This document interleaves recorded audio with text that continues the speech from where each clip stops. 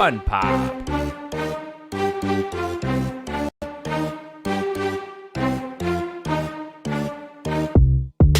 FunPop.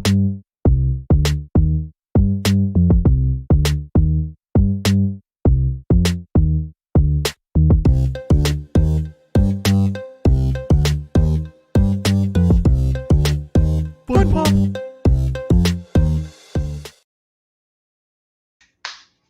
Hey everybody, what's up? This is Mav, and this is FunPop. You are watching episode number 5. This is going to be a super awesome episode we have here.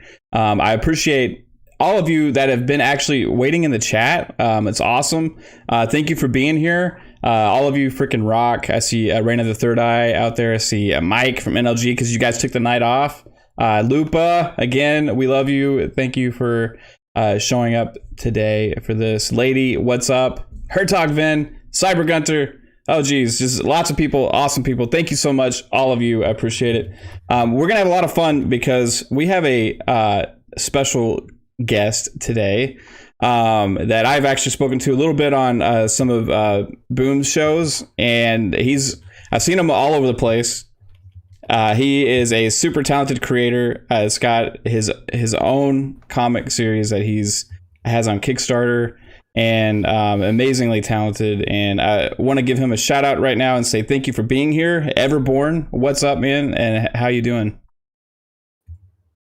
I'm all right. Thank you for having me here, man. I'm always talking video games, but my true passion is comic books and movies. So I'm kind of excited that you asked me to be here.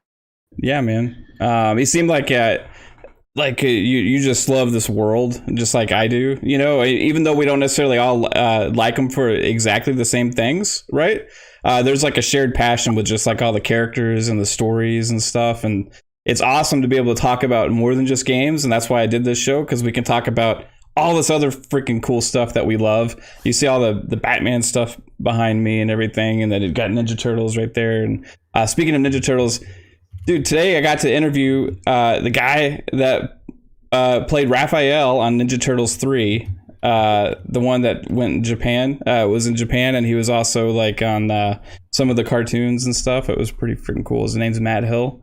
That was pretty awesome. That was the one where they found the time machine, right? Yes, that's where they go back in time to ancient Japan, right? They like samurais and stuff. It was pretty cool. 3-Bit. What's up, dude? How are you doing? I'm doing good. I love talking comics. You know, we have like a lot of different like video game podcasts out there, and there that first off, the video game community, Xbox community for sure is amazing. I've met a Yeah. lot of awesome people, but comics, that's my jam.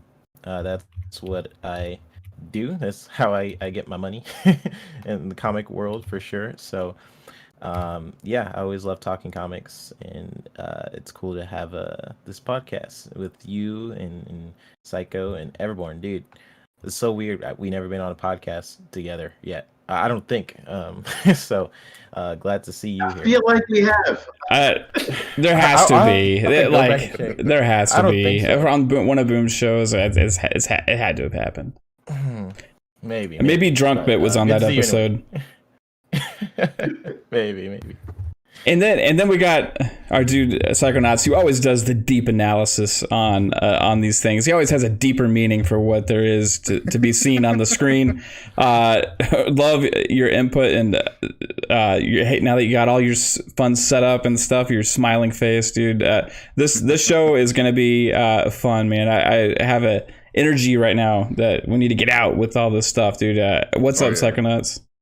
Not much, just this week's been pretty cool. It's hasn't been really exciting since the Snyderverse dropped. So, I'm excited that we have Everborn here today. His comics look really cool, and I can't wait to get my hands on some of the issues and read them. But yeah, it's going to be a great show. So let's get this going. Yeah, man. All right, so there's not like a lot of new stuff to watch this past week, but there was one thing, and that was Falcon and the Winter Soldier released on Disney Plus. This was the second of the big Marvel MCU shows to drop on Disney Plus, and I checked it out. I liked it again, just like I did WandaVision. Have you guys had a chance to watch it? Yeah. I mean, we checked it out just before this.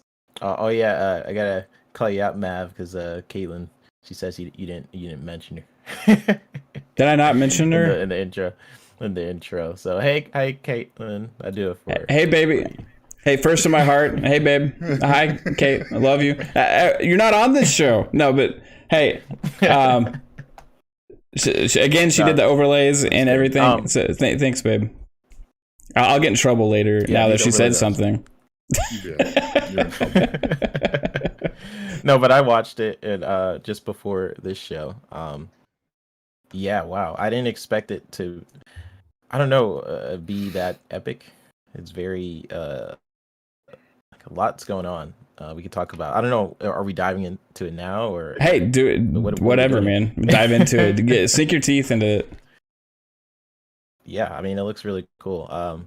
It's Taskmaster is one of those villains where he can be done very well or very poorly, but based on MCU's history so far, I think we'll be just fine.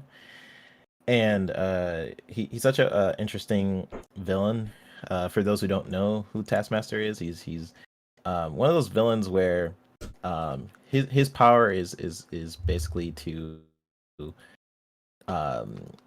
what is it? He has memory.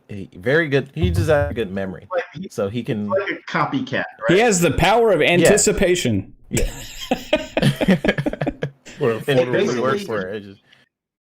He can mimic your fighting style just by looking at you. I don't know that he necessarily has any like superhuman abilities other than if he watches you fight, he can do exactly what you do just as fast as you can. So, you kind of got to switch your style up very fast if you want to beat him.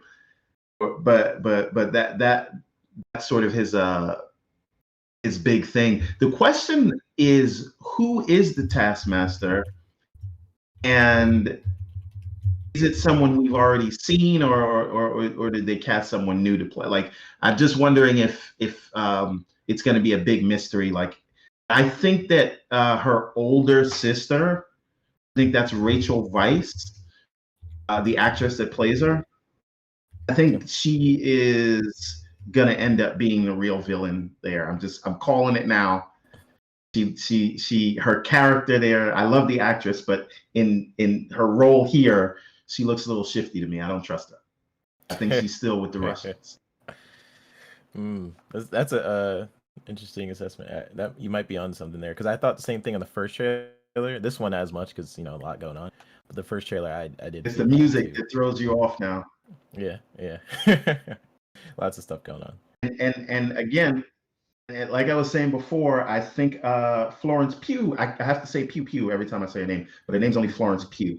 I think that this is a way to transition her into being the new Black Widow for whatever the MCU is going to be going forward. I can't remember her because I can't remember her character's name, who she was in the comics, but I'm pretty sure that's going to be the plan, because I'm sure Scarlett Johansson, who is a multi-time Oscar nominee, I'm sure she doesn't want to do these movies forever. So, and not to mention, I don't think this is a spoiler, but she's kind of dead in the MCU. Not that means anything. Yeah. The MC fake death is what I like to call it. Vision's back now. If you've watched, WandaVision. Yeah. Hey, that's okay. This is a forewarning. This is a show where we do have lots of spoilers, so we are free to talk about whatever we want. So I'm throwing that out there. Yeah, but I mean, I don't feel as bad about that, because like Avengers Endgame made almost $3 billion. I'm pretty sure everybody saw it. Yeah. And then show's called WandaVision. So yeah. I think we know that Vision's back. 100%. I do have a question though, and I don't want to transition back to Falcon and the Winter Soldier if we're not ready yet, but I do have a question about how audiences are going to perceive it, or receive it, I should say. And the reason is, WandaVision, I think it has, everyone was caught in its grasp because it was about that mystery. People didn't know what was going on. I don't know why everyone thought Mephisto was going to show up. There was nothing in the text that led to Mephisto. I mean, if you look at the comics, her two kids, she did make a deal with Mephisto to bring them about. That's where I guess why people thought he was coming. But they could bring him in later. But my point is, Falcon and the Winter Soldier doesn't seem like that kind of show. And I wonder if the thing that kept everyone hooked to WandaVision, which was it was something new for the MCU, right? They had never done anything like this. And while Falcon and Winter Soldier seems great, it is still what we've come to expect in the MCU. And I wonder, without that mystery, without that sort of change of direction, will people be as hooked on Falcon and the Winter Soldier as they were with WandaVision? Well, I'll say that at the beginning of WandaVision, there was a lot of people that were out, right? Because they didn't understand like what was going on, or like take that, hey, there's more here, and they didn't even give it a chance to get hooked into that mystery, right? Whereas I think this show in a different way is going to hook those people, right, that just need to see some substance right away and don't necessarily have to have that little extra bit at the end. But I think it left off with a big enough of a captivating scene there to drive people back for a second episode. Because when you see like Mr. Rogers, Captain America pop out of that building, right? And you see Falcon like looking at him like, what the hell? Like you asked for it back to like display, and now you got this like that guy. I saw somebody post a meme where he looked like the guy, the grandpa from Up, you know? Yep. I saw that. It made me laugh, dude, because he did. And he got this Captain America guy there. And, you know, Falcon, you know, he gave that up because he didn't feel worthy himself, right? He didn't feel worthy himself.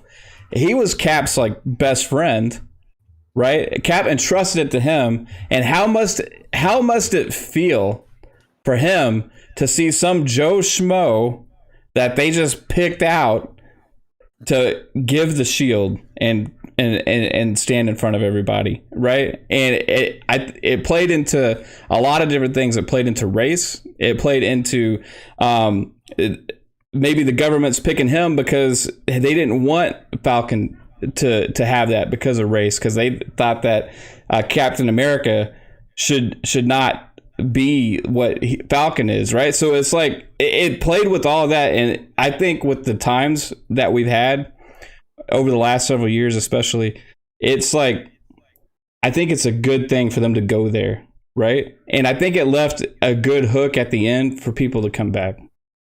Well, No, I think so go ahead. Sorry. Okay. No, I was just gonna say I think a lot of people are. I'm trying to say as nice as way possible, like followers, in terms Right. of like the internet. Like when WandaVision first came out, like you said, a lot of people were like, "'Cause Yeah.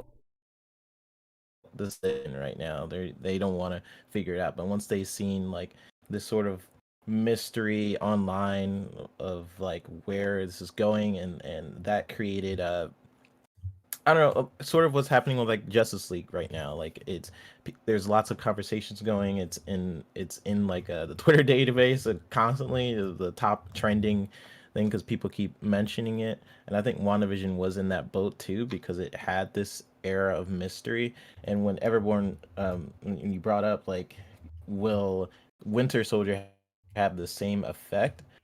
Don't think so, unfortunately. But yes, it did have that twist at the end, but I don't know. I think WandaVision was very special, because of how different it was. And MCU does not tend to jump outside their formula very often. When they do, it's awesome. Like Guardians of the Galaxy felt very different for a while from the other MCU movies. And I think people really responded to that and ended up being like some of people's favorites. But Winter Soldier and the Falcon, it feels very much like an MCU movie in a TV show, which is not a problem for me. I love really the MCU movies. Yeah. So one thing I do. So I know exactly what you mean in terms of like sort of the MCU formula, but I feel like that people don't give MCU. I mean, they give MCU all the money, right? But I don't feel like they get enough credit for what they're doing, because I don't think that they could have been so successful if they hadn't been continuing to step outside of the box, right? I think that Ragnarok was a different was them stepping outside of the box. They completely reinvented the character of Thor for Ragnarok. I think that Winter Soldier was the first time we saw sort of a superhero movie, but in the sort of spy genre, right? Like political thriller, sort of that was. I think Black Panther was a whole other animal. So I think the reason they've been so resilient is because they give everyone the explosions, as I like to call them, right? For the sort of the mass audiences, but they've been able to wrap other genres in their movies, whether it is sort of comedies, whether it's sort of political dramas, and sort of I would call Endgame and Infinity War, which I think Infinity War is the greatest achievement in all of what they've done in the MCU. Yeah. I would call that an epic fantasy, right? If you just think of them sort of, traveling all across the galaxy to sort of try to stop Thanos, I think that what they've been able to do should not be taken lightly because no one else has been able to do it, right? We've seen people try to start universes and they come and they go, but because Marvel sort of and Kevin Feige sort of colors outside the lines and sort of knows what people are expecting, but also doesn't get too stuck on. He, believe it or not, isn't afraid to take chances, even though it seems like he's giving you what's familiar. But I think if you look from Guardians of the Galaxy to Thor Ragnarok to Black Panther to Winter Soldier to Infinity War, those are all wildly different films. And and then when you add WandaVision, which is something completely out of left field, I don't think that we can say it's a formula. And the other thing I want to point out, it even on the surface, Falcon and Winter Soldier seems like it's sort of regular, sort of bombastic MCU because that amazing opening scene with Falcon, right? But if you look at what they're really discussing, race is one aspect of it, but the other part I think is veterans, right? Veterans go save, they fight for the country. Maybe save is not the right word, but they fight for the country. They put their lives on the line and everyone says, oh, thank you for your service. Here's a beer. But when they really need something. Yeah, he can't even get that bank loan. Yeah. And it's kind of like, thanks. But and he's a superhero. I mean, he saved the world, right? You know what I mean? Like, and he can't get a bank loan. Yeah, it's and that is the thing. And I think and this happens like in real life. Like veterans go put their lives on the line, right? To fight for their country, and then they come back, and then what do they get for it? Nothing. And so I the fact that they could mention that there, to me, is sort of super interesting. And again, they disguise that message in explosions. So I do think that that's the difference between the MCU and what Warner Brothers is trying to do, and what I know we'll talk about the Snyder Cut shortly, and what they're trying to do with Godzilla versus Kong, which looks interesting, but the other two didn't really do much. But I don't know if you remember, Universal tried to start a monster universe where they had that. They had that Tom Cruise movie, The Mummy, and that was over before it started. They're trying to turn Harry Potter with the Fantastic Beasts, which is a terrible set of movies, and all of these things that are trying to build universes can't. So there's something different that Kevin Feige and the MCU are doing than just a regular formula, in my opinion. For sure. And what I was kind of saying, like creatively, I think Marvel cannot be touched right now. DC has tried; they have failed many times. The people working at Marvel are incredible. They're a very passionate bunch. The stories that come out of these studios, like Black Panther, and what they were able to do in Endgame and Infinity War, having hundreds of characters. Just think about like what they were able to do with Avengers, having hundreds of characters all, and being able to wrap up an amazing storyline within like a 2-3 hour movie. That's very hard to do successfully. And they've done it like almost flawlessly with Endgame, Infinity War. I could point out one flaw. Flaw, and that's what they did to the Hulk. Oh yeah. That's a whole other conversation. They need some redemption with that somehow. I don't know how, but they need to redeem that. I don't know how they're going to. Hulk needs some help. I don't know what the Russo brothers have against the Hulk, but like, I don't know, man. It's just they really just. And I was rooting for them. I said, you know what? They did what they did to him in Infinity War because he's going to make a triumphant return in Endgame. And he didn't even get not even one fight scene. Like all he did was throw someone. and a bench when what happened to Scarlet Witch happened. I'm sorry, Black Widow happened. He did have the one scene where he was able to hold on to the stone, right? And yeah, but then he got so hurt. I know he did, but I mean, only at that time, like only the Hulk could have managed it, right? You know, so he did have that one moment, right? Yeah. See, even then, I won't give them that because they said it was emitting gamma radiation. That's the thing that makes Hulk stronger. Somehow, it gimped his arm to the point where he's now in a cast. Yeah, Hulk. They put the Hulk's arm in a cast. Yeah, right.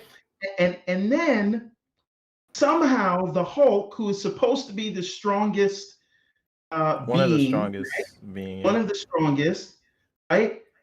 He can barely hold on without the gauntlet, without it, ripping his arm to shreds, right? Yeah. If you looked at his arm, that's what it was. Like it was half the size of Bruce Banner's arm, right? But somehow Iron Man, a normal human, I know it killed him, but he was still able to hold it, take the time, and say, "I'm Iron Man," and snap his fingers, and snap his finger. But somehow, the Hulk, who is powered by gamma radiation, couldn't hold this thing. Yeah. I have a theory about that. I think it has something to do with them not fully owning the character and them not being able to fully do like their own movies with them. Universal, it's like a weird situation over there with like Universal. But here's the thing: they have a She-Hulk movie coming. So why can they do that? Which is, the way a lot of these deals work is if a character first appears in that character series, like so, She-Hulk is a sub character of the Hulk. So Universal should own that. How are they able to make a TV show? But that's one thing. And I think you are onto something. I think they are strategically trying to devalue the character so that they can get it back from Universal on the cheap. I think the last time Hulk was really the Hulk in the MCU was the first Avengers movie. They had those Thor Ragnarok. He was pretty badass in that for a lot of it. But they had done Thor, I know. Thor. I know, man. Hulk was my number one character as a kid, so I get very emotional about the Hulk. I'm sorry. Me too, man.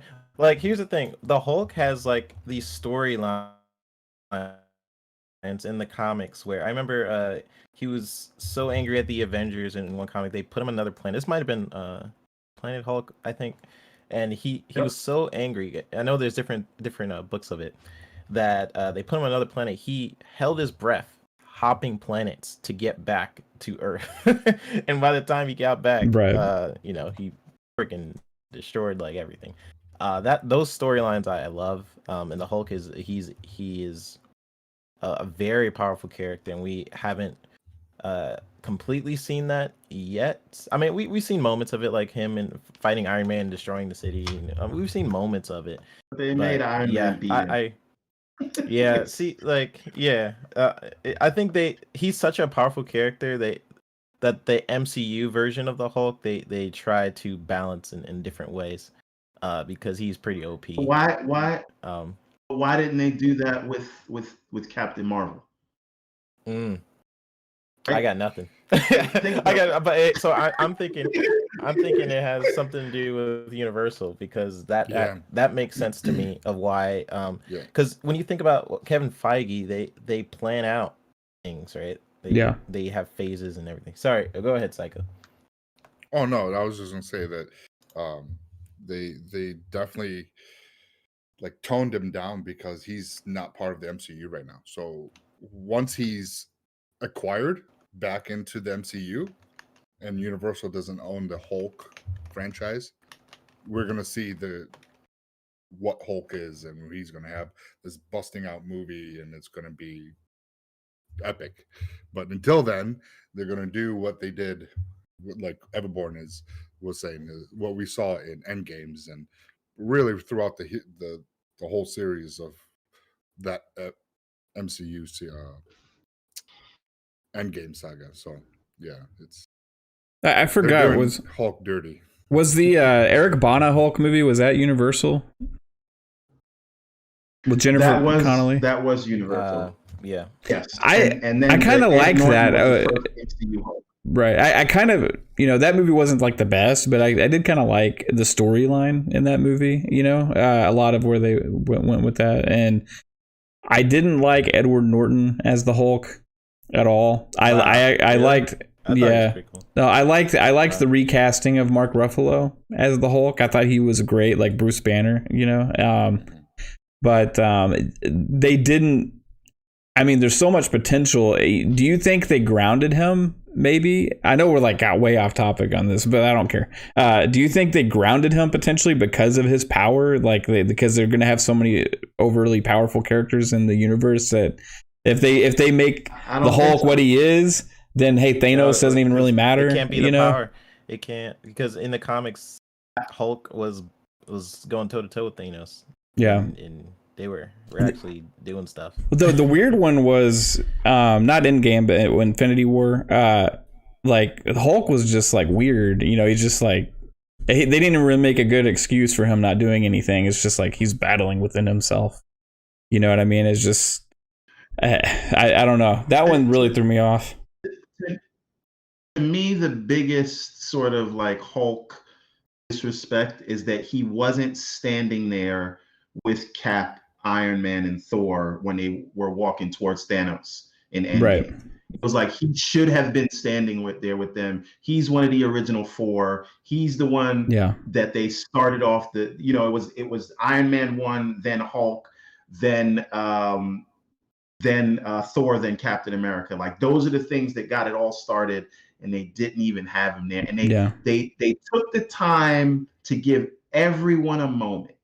Everyone in that epic end battle, they got at least a few seconds, right? Every character, doesn't matter who it is, except the Hulk. Okay, so we started this whole conversation with you guys talking about the Black Widow trailer, right? Now, so I want to circle back to this because you're talking about the end of Endgame and the moments that everybody got. You know who didn't get a proper send-off at the end of Endgame? Was Black Widow. All of the stuff for Iron Man, right? And Captain America. And Black Widow, she sacrificed herself to make all of that possible, right? Mm-hmm. I think it was because of this movie. They probably planned it just for this moment, for her own movie, and why what her backstory is and everything. But for sure, yeah. But if she's gone from the MCU, what you guys were thinking, that's still this movie's been this movie has been delayed, right, from when it was supposed to come out. So it seems like maybe a bigger gap than it was supposed to. You know what I mean? And you made me remember when I was in the theater, I was like, Tony Stark got this amazing funeral with all these people, and Black Widow had 5 seconds. And I forgot about that. And Hulk throwing a bench. He threw a bench. Yeah. We got from him. Yeah, threw a little bench. But I think we will get that send off, and the new trailer that came out kind of spoke to that. It was sort of operatic, and if you look at the score that was going on in the latest trailer, it was. I think this is where we really get to say goodbye to her, and it kind of sucks because she should have gotten her own movie a long time ago. Right? She's one of the more interesting characters on screen, at least in what Kevin Feige has put together with the MCU. She was in it from almost the very beginning. Iron Man 2 is where she made her debut, and I guess there was just never a moment for her to get a movie. So I think I'm super excited about it. Before we even get to the fact that it looks very cool, but are we going to talk about the $30 price tag? Oh yeah. It's service that you're already paying for. We haven't been clear about that. That's my gripe with Disney Plus, is that whole premiere access $30 fee for every movie that they bring out, like Mulan and then the Reina, that just came out. Yeah. Raya and I'm the not- Last Dragon. Yeah. How much is I'm Disney not- Plus? Because I've gotten it free for like a year. It's $8. It just went up. $6 a month. Okay. Yeah, it's now $8. All right. So, like, I think HBO Max is what, like $15 or something like that. Yeah. So that could be part of the reason why it would, but that being said, I'd rather pay, like, get every Disney movie day one and pay $15 a month personally. You know what I mean? Like, but that's probably why they're doing it. I think they can't afford to put their box office, but they do have like 100 million subscribers. So could they? Yeah, they could afford to. I don't know. Let's be clear. The price is going to come to $15. They gave you that. The first hit was free. Is basically what it is. If you're familiar with certain people on the streets, right? They did that to get everyone hooked. Yeah. And when they are in full swing with these MCU and Mandalorian shows, and there's no breaks, and there's something new coming out every month, it will be 15. And I'd argue it's worth it, right? It's and HBO Max is only doing what they're doing because they have sunk in so much money into making those movies, and there is no real alternative to get any money back. Yeah. Right. Right, because Raya and the Last Dragon, I think, made $4 million.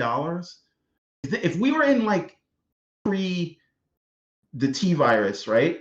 Pre-quarantine, maybe Raya and the Last Dragon is one of their $1 billion Pixar movies. $4 million, I think, is what it made on its opening weekend. So the real question is, AT&T bought Warner Media, and now they have this HBO Max thing, which is weird because they have contracts with cable companies, so they can't really charge less than what you would pay your local cable provider to add HBO to your cable plan, and that's part of the reason it's $15. But it also makes it a deterrent for people signing up faster. And this big bang day and date on HBO Max will not last. I think they just announced that past 2021. So 2022, it's back to normal. And what do? Do they have any shows or high profile movies that are coming out? I don't think that they do. Well, I just read that point. I have a point to all that. I think Warner Brothers did try to just do theatrical releases and basically test the waters because of COVID and everything going on. And that was Tenet, right? And Tenet was in theaters, and people did see it. It was like decent, but it wasn't what Warner Brothers was expecting, to the point where they're like, okay, going forward, all these movies are now coming to HBO Max. And look what happened with Christopher Nolan. If you guys don't know, Christopher Nolan left Warner Brothers because he was so upset that all these movies are now going to HBO Max. And to me, first off, that was dumb to me.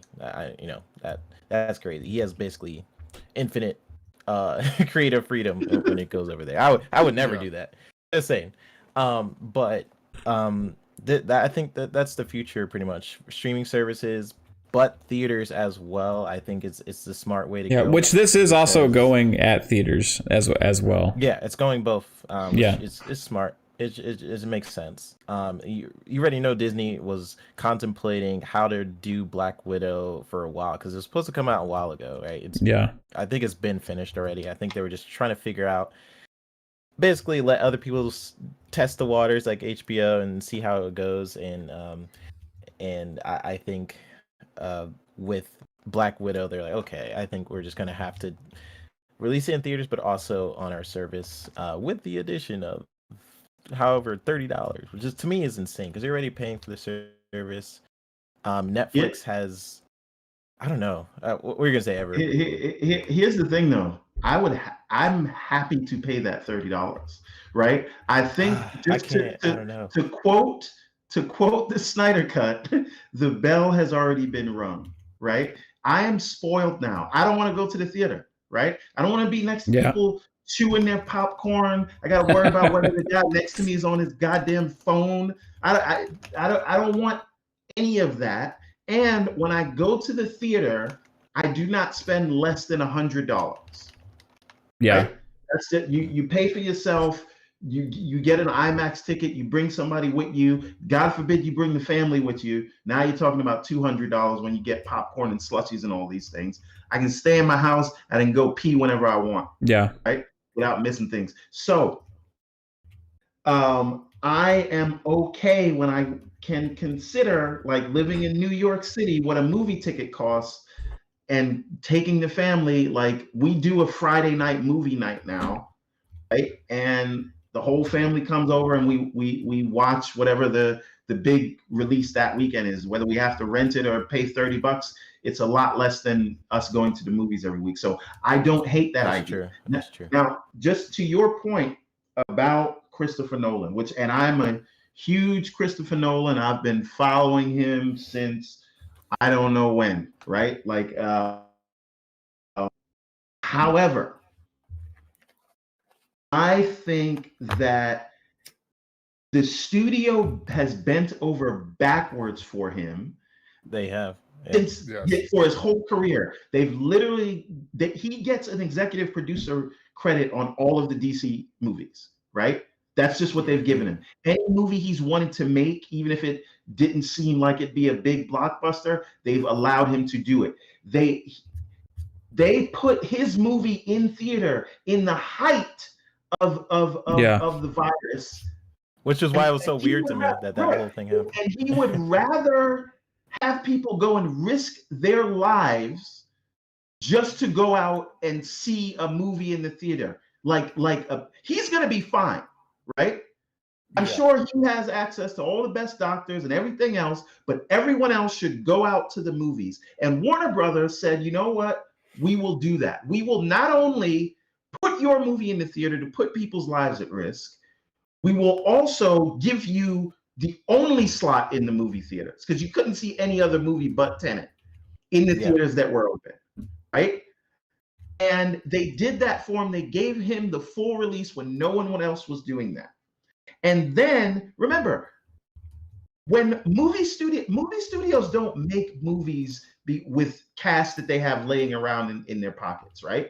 When you produce $100-200 million movie, there are loans on that movie that they take to make it, and those loans need to be paid back. And when you're not paying it back, you're paying interest. So every movie that they don't release is just costing them money not to release it. They still have to pay those loans back, and they pay it back with the box office. So they have to release those movies somehow. That's what it was. That's why, like, as a creative, I would have never. That's why I don't think he really appreciated that whole situation. But he's I think Christopher Nolan has been smelling his own farts for really too long now. But go ahead. I don't want to cut you off. Yeah. I was just gonna say, like, I think he's one of the directors that, like, you think about Quentin Tarantino, like the purists, and I think he's in that field, like, where they need to film everything in millimeter film. I forgot what my term 70 is, millimeter. I love listening to him talk about the movies that he's made. Like it's just like he's incredible. He's one of my favorite right. creators. But yeah, he did. I think I'm with Everborn on this. Yeah, here's the difference between Quentin Tarantino and Christopher Nolan. Quentin Tarantino doesn't make $200 million movies. True. No. Right? Let's just call that what it is. So it is still a business at the end of the day, and they have respected you and given you carte blanche to do whatever you want as a creator. Mm-hmm. And this is so Christopher Nolan was bad because he got whatever he want. But now we have to talk about Denis Villeneuve, who is directing who has directed the upcoming what's it called? Spice Mines, Dune. Yeah. Remember what Denis Villeneuve's sort of comeback at Warner Brothers when he found out Dune was going to be released, on HBO Max, right? Here's the thing. I don't know if you guys have read the Dune books, They are some of the greatest science fiction stories ever told, right? But they haven't really made a movie except for David Lynch's Dune. They haven't really made many movies based on it because it doesn't really translate well to blockbuster $200 million. Yeah, and they messed with that movie. They didn't trust him as a director too. It was a whole thing. And so here's the thing. I don't know if you follow Denis Villeneuve's career. His movies don't make a lot of money. Right? I'm sure it's going to be amazing. Blade Runner 2049 was my favorite movie the year that it came out. Guess what? It made $200 million. Pre-T-Virus. Right? So the studio now, who has let you make the movie the way you wanted to make it, now has to release that movie. And you think that you said that they have killed the franchise. Maybe the franchise wasn't viable to be the next Star Wars in the first place, right? It is the thinking man sci-fi movie. It is going to be an amazing film, but I don't think in the best of scenarios it would have made money. Mm-hmm. And I think this way, more people will actually watch it, and you'll probably get a chance for a sequel because I don't know that everyone would have spent the $30 it cost to go to the theater. Yeah, that whole thing made me mad. Like when I heard that Christopher Nolan was like, I'm leaving Warner Brothers because they want to release my films on HBO Max and every other film. And to me, that was just really stupid because you're not being considerate of people in everyday life, like who are quarantining and who can't really afford what you can afford. So to me, that really pissed me off when I first heard that. I'm like, are you serious? That Warner Brothers is literally giving you full creative control, and it's rare. Like Christopher Nolan's position was very rare. Like Everborn was saying, like his position of how Warner Brothers treated him, basically just like, hey, do what you want. Treated like they treated Zack Snyder. Yeah. Rare. So ridiculous. But yeah, I don't even know how I do have to give Warner Brothers credit though. They do give they are more of a director-driven studio than Marvel is. They sort of do give a lot of directors the freedom to make films they want, and that can't be said for every studio.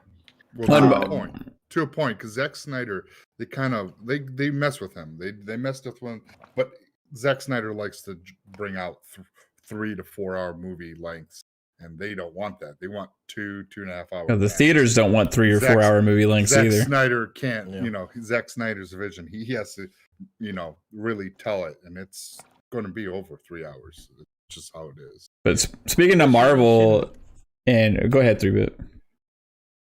Well, I was just gonna say Zack Snyder, like I think he would fit very well for something like HBO Max, just releasing things on there. Yeah. It seems like he always wants to make like these big movies, especially Batman vs Superman, and even Watchmen was really long. Well, Christopher Nolan's thing is kind of weird anyway. As a creator, you're like, as long as people are enjoying your creation, do you have to care if it's in a theater or not? You know what I mean? Like, I understand where he's coming from a little bit, but preserve the theater experience. Yeah. And that is a laudable goal, and I understand it. But people are literally dying. Yeah. And you want people to risk their lives just so they can get go that to experience. The movies. Right. Like you understand that the studio stood by you and gave you, of all other directors, everything you wanted. Right? And you say you're standing with the other directors. Guess what, other directors? No one can go to the theater. So you're so concerned with preserving the theater experience that you would sort of allow these studios to potentially go out of business because they're all running on crazy debt, and they don't have services like Disney has or Netflix, which was built for this from day one, right? So what do you want them to do? People want to see the movies. They want to get the movies to people. I think the goal should be more people seeing it. I understand the theater experience, but like desperate times, man. Yeah. But it wasn't solely just streaming. You know, it was theatrical release and bringing it out Yep. on HBO Max. It was both. And he didn't like it. That's what I don't get. So there must be more to that is being said, because it just doesn't. Nothing's adding up with Christopher Nolan saying. Well, here's the thing. I think that a lot of people don't put. There's a reason people would rather stay home than go and go out to the theater, right? So what he's afraid of, if given the option, people will stay home, right?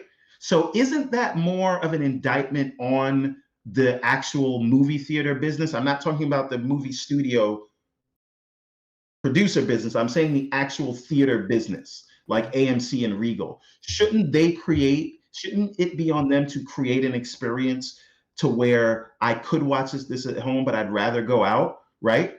Bars do it. Like, you'll go to a bar. You could stay home and drink, but most people would rather go to a bar given the chance. So why can't movie theaters try to make the experience better than anyone can get at home, to the point where people will want to come out to the theater? I don't know. I think movie theaters aren't meant to be. I think movie theaters are gonna slowly die off, honestly, in like 10 or so years. Around here, most of them have all changed anyway, because they're not just movie theaters anymore. They're movie theater / restaurants, right? Where it's a dine-in / movie experience, and that's what everybody in around our area has gravitated to. So you sit down, you order some beer or cocktails or whatever. They got a bar there. You know, you order your like really good food that they have awesome service, and you sit there and you show up a little early, you eat, and you watch the movie. Amazing experience. And it's more expensive, right? It's a higher dollar thing, but I think that's what theaters have started going to, and these entertainment companies, to try and keep that business thriving. And as far as, it's less about the movie experience anymore as much as it is about going to do something and hang out and have that kind of experience. So theater wise, except for IMAX, IMAX is like, if you want to go and have like the ultimate like viewing, listening experience, like you go see IMAX, and they've done a good job in that way. But the old school traditional theaters are dying, and they're pretty much already dead. So if it wasn't so expensive, more people possibly would go out. But when you can sit at home and watch these, people are going to do that because they can save a lot more money. Spend, with HBO Max, at least you spend just $16 for the month, you're good to go. And you don't have to spend, $50 to $100 to go see a movie if you have a family. So no, I get that point. And having the Disney Premiere Plus, I get why it's $30. It's great. It's for a family. It's cheap for $30 to go, to see a movie. But a single guy like myself, I'm like, that's expensive.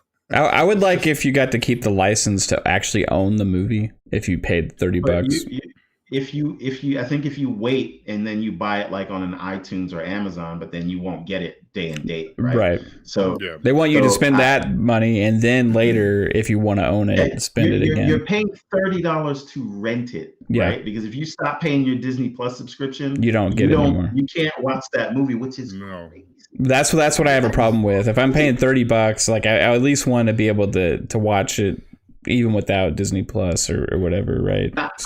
And the whole Raya and the Last Dragon thing it's like really up my alley. Like it's fantasy, it's sort of kung fu, right? It's very cool action. It's my type of characters. I would have been all for that, right? Mm-hmm. But I took a stance and said, I am not going to pay you your monthly fee and then pay you an extra $30 just for this. So I have not done the Premiere Access. I don't know that I can hold out for Black Widow though. I can't. I can't. Damn you, Disney. Yeah, they got us with that one, man. Yeah, I mean, they definitely got us with that. I mean, Disney definitely got a lot of people with like they have had was it 100 million people have subscribed to Disney Plus? Like within like last month, it just hit like 100 million people. And why do you think that is? It's like the whole Mandalorian, WandaVision. They're just having great content on Disney Plus and great content. That's my whole gaming argument too for exclusives or Xbox. We're not talking about gaming, but like it makes sense. You flock to a service that has amazing content. Like Everborn said, like I'm not gonna pay that much for Raya, but hey, Black Widow. So content is like because I guarantee you a lot of people think that way. A lot of people are like, oh, I'm waiting for that one show, whether that's Mandalorian, whether that's WandaVision or Black Widow. People are they're gonna wait to have like something that appeals to them for sure. Yeah, man. So what is this? Let's circle back around because man, we started. We haven't really talked about Falcon and the Winter Soldier actually that much. So I want to somehow get back to that, but I was gonna note there's a couple things I wanted to comment on that when we're talking about the Hulk, and the loose ends there and stuff. Then it got me thinking because we were talking about Black Widow also, there was that whole relationship between Black Widow and Hulk also. And it seems like both of those characters are kind of, after this movie, potentially gone. We'll see what happens with the Black Widow character after this movie. Maybe that creates new possibilities and that Marvel magic to make people come back. But then the other... then the other thing was when you were talking about Marvel and the not necessarily being as director driven, and in DC it gives a lot of different creativity. And then also earlier we're talking about the Marvel's cohesion, right? Marvel has I think they've mastered the ability to have the movies have this cohesive feeling, but also, like you were saying earlier, Everborn, be unique. Where to me, each director's vision still does shine through in some ways, right? Especially like in Black Panther, like that movie, like it seemed like it had just a different vibe and a different feel to the whole movie. And then you got like WandaVision, right? You have multiple directors, I believe, working on that, right? And you have something like Thor Ragnarok, and then you got Black Widow, right? So they feel somehow, and I think it's because of something they're doing, like then it's all masterminded by Kevin Feige and all that team there to make the somehow, even though these movies are so freaking different, like Ant-Man, and I mean, they feel like they're part of the same world with the way they're shot, the way they're filmed. But they are so unique. They're so unique, individually. So what makes the MCU seem like this well-oiled machine is their second unit directors, right? So what they'll do, if you notice, they're making these huge billion-dollar movies most of the time from directors that you've never really heard of. Yeah. Right. And they pick people who, and this is the key here. Why, and I really don't think people give the MCU enough credit for this. They pick smaller directors who have a focus on character and developing character interactions. We care so much about the MCU. It is not the explosions. It is that we feel that we are a part of that family that they've built together. Comes back to family, right? Now it's like Fast and Furious. Yeah. But they are experts at the interpersonal relations between the different characters in the MCU. And your story always comes back to characters. The genius of the MCU is casting. Yeah, right? they've nailed casting. Yeah, right. And the chemistry between the different heroes, when they come together, is what we go there to see. And because they have these sort of character directors that specialize in that, their second unit directors, their second unit team comes on and does the action work, so that, and they have the same special effects studios doing all of them. So they feel like they're in the same world, but they're wildly different because they actually let creators and directors do their things to create these characters that we've come to love. These are sort of these are the modern myths, as I like to call them, right? You know, we had the Iliad and the Odyssey so many thousands of years ago, right?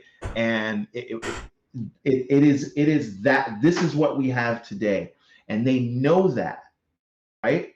So just and with the addition of Disney, because they're sort of evil geniuses, right? Look at a lot of how Disney came to fame. Those old Disney classics that they made are old. They're all based on old fables that, more importantly, are in the public domain, right? They'll take Aladdin, they'll take Beauty and the Beast, they'll take all those things. These are stories that have been handed down over generations, and they're doing that again with their that's what they're doing with the comic books, right? So they're creating these new myths and treating them, you know, as though I think that they are sort of history. It's really amazing what they're doing, and I don't think people give them enough credit. Yeah. And that is why I think they work because it all comes back to character. The character interaction is familiar between all the movies, and the other thing that's familiar is those action scenes. It's the same kind of combat. For example, one way that's not cohesive is the Fast and the Furious movies, like you said, because now like Ludacris is out kicking ass like he's a kung fu master. You know what I mean? It's just like out of nowhere, he all of a sudden knows how to fight. You know, it's like pretty crazy, right? You know, Fast and Furious it's superhero movies now. Like they're going into space. Yeah. Give it by it's crazy, man. You know, I mean, go back and watch the first one, and it's a completely different thing altogether, you know. It started out stealing DVDs. And now they're like super soldiers racing. It's not even really about racing anymore. You know, it's not really about that. It's about family.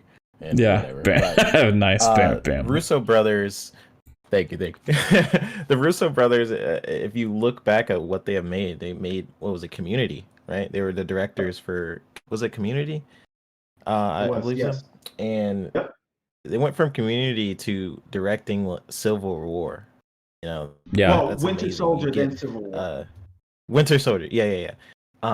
And that's amazing. You know, if I was a director, or if I was like Kevin Feige, or just someone at the top, right? And you're trying to find a director to lead your franchise, lead your phases. I don't think normal people would find it. Go to like a comedy, like Office, and like, yeah, I want that guy, you know. And it just goes to show you, like, the teams, like you're saying, the second unit directors, and everyone involved in the creative process within Marvel. It's just amazing. They do like crazy pre-work before we ever get to the screen, and I can really attest to that because Third Floor. If you guys look up Third Floor, who that company is, they work with Marvel, and I work with Third Floor. They do previs work, and they do so much research before you even see anything on the screen.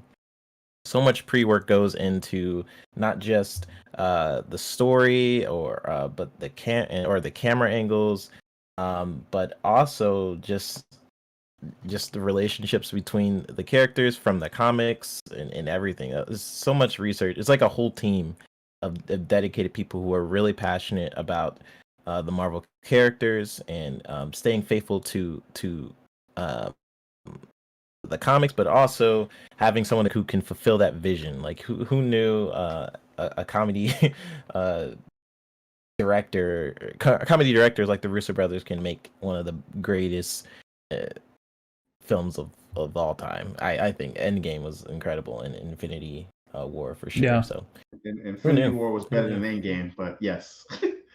Yeah. I will die on that hill. But I think the end of Endgame was epic in itself. The end War of was a strong movie. The end of Endgame, I'll say it again. I say this all the times. It was the culmination of a decade's worth of work coming to fruition on the screen at one time, and because of that, created an experience that is. I mean, you have to spend 10 years and release a lot of movies to create the same feeling you get watching that scene, right? But here's the thing: I think it's never been done before. Yeah, it hasn't. And it may never be done again, just because of the twist of fate and what is the fate of theaters. But there have been think pieces written about the sort of collective experience of sort of Cap holding Mjolnir for the first time, and it's almost like you are at a Pentecostal church. The way the crowd screams in unison, seeing that, and those communal experiences, you can't get that in your house, right? And so I think those are the things that will keep the theater business going.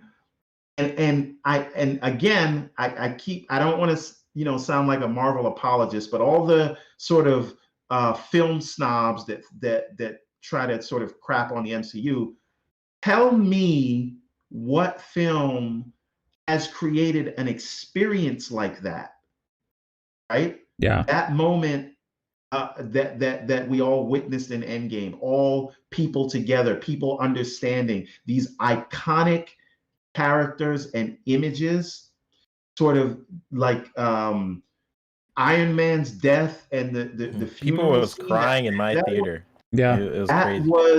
That was Spielbergian shit, right?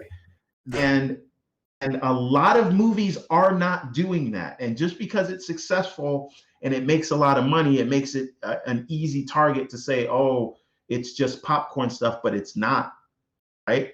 And the irony that people say, these superhero movies are killing the business, those are the things that will save the business at the end of the day. Because those are the things that keep people going back to the movies. And now that I know that Chris Evans is Captain America, when Chris Evans does another movie, I'm probably going to go see it because I know him from there. Yeah. Right. And that is the thing that, again, I feel like people brush under the rug. But I'm done apologizing to MCU because they did my guy Hulk dirty. Psycho, what do you think, man? What do you think, Psycho? Here is you there? Psycho, I have my freaking mic. I'm like, wow. I don't know. It's yeah. I don't know. You're okay. Guys pretty much let's talk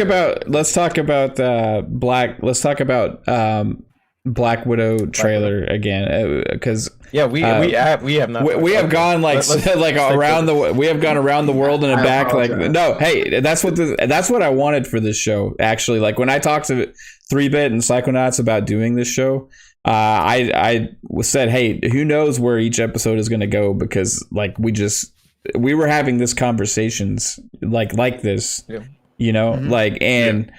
That's what I had always wanted for something like this, because it's just fun discussion, right? Like, all right, we got the Black Widow trailer. The Black Widow didn't get a proper send off, right? We have new characters being introduced in this movie. The movie is also like in the middle of the timeline, right? Of the phase. It's around phase 2, right? Era, I guess. It seems like it could be the origin. So it could be pre-Avengers, Well, they're and then brings it back to what. No. It's after Civil War.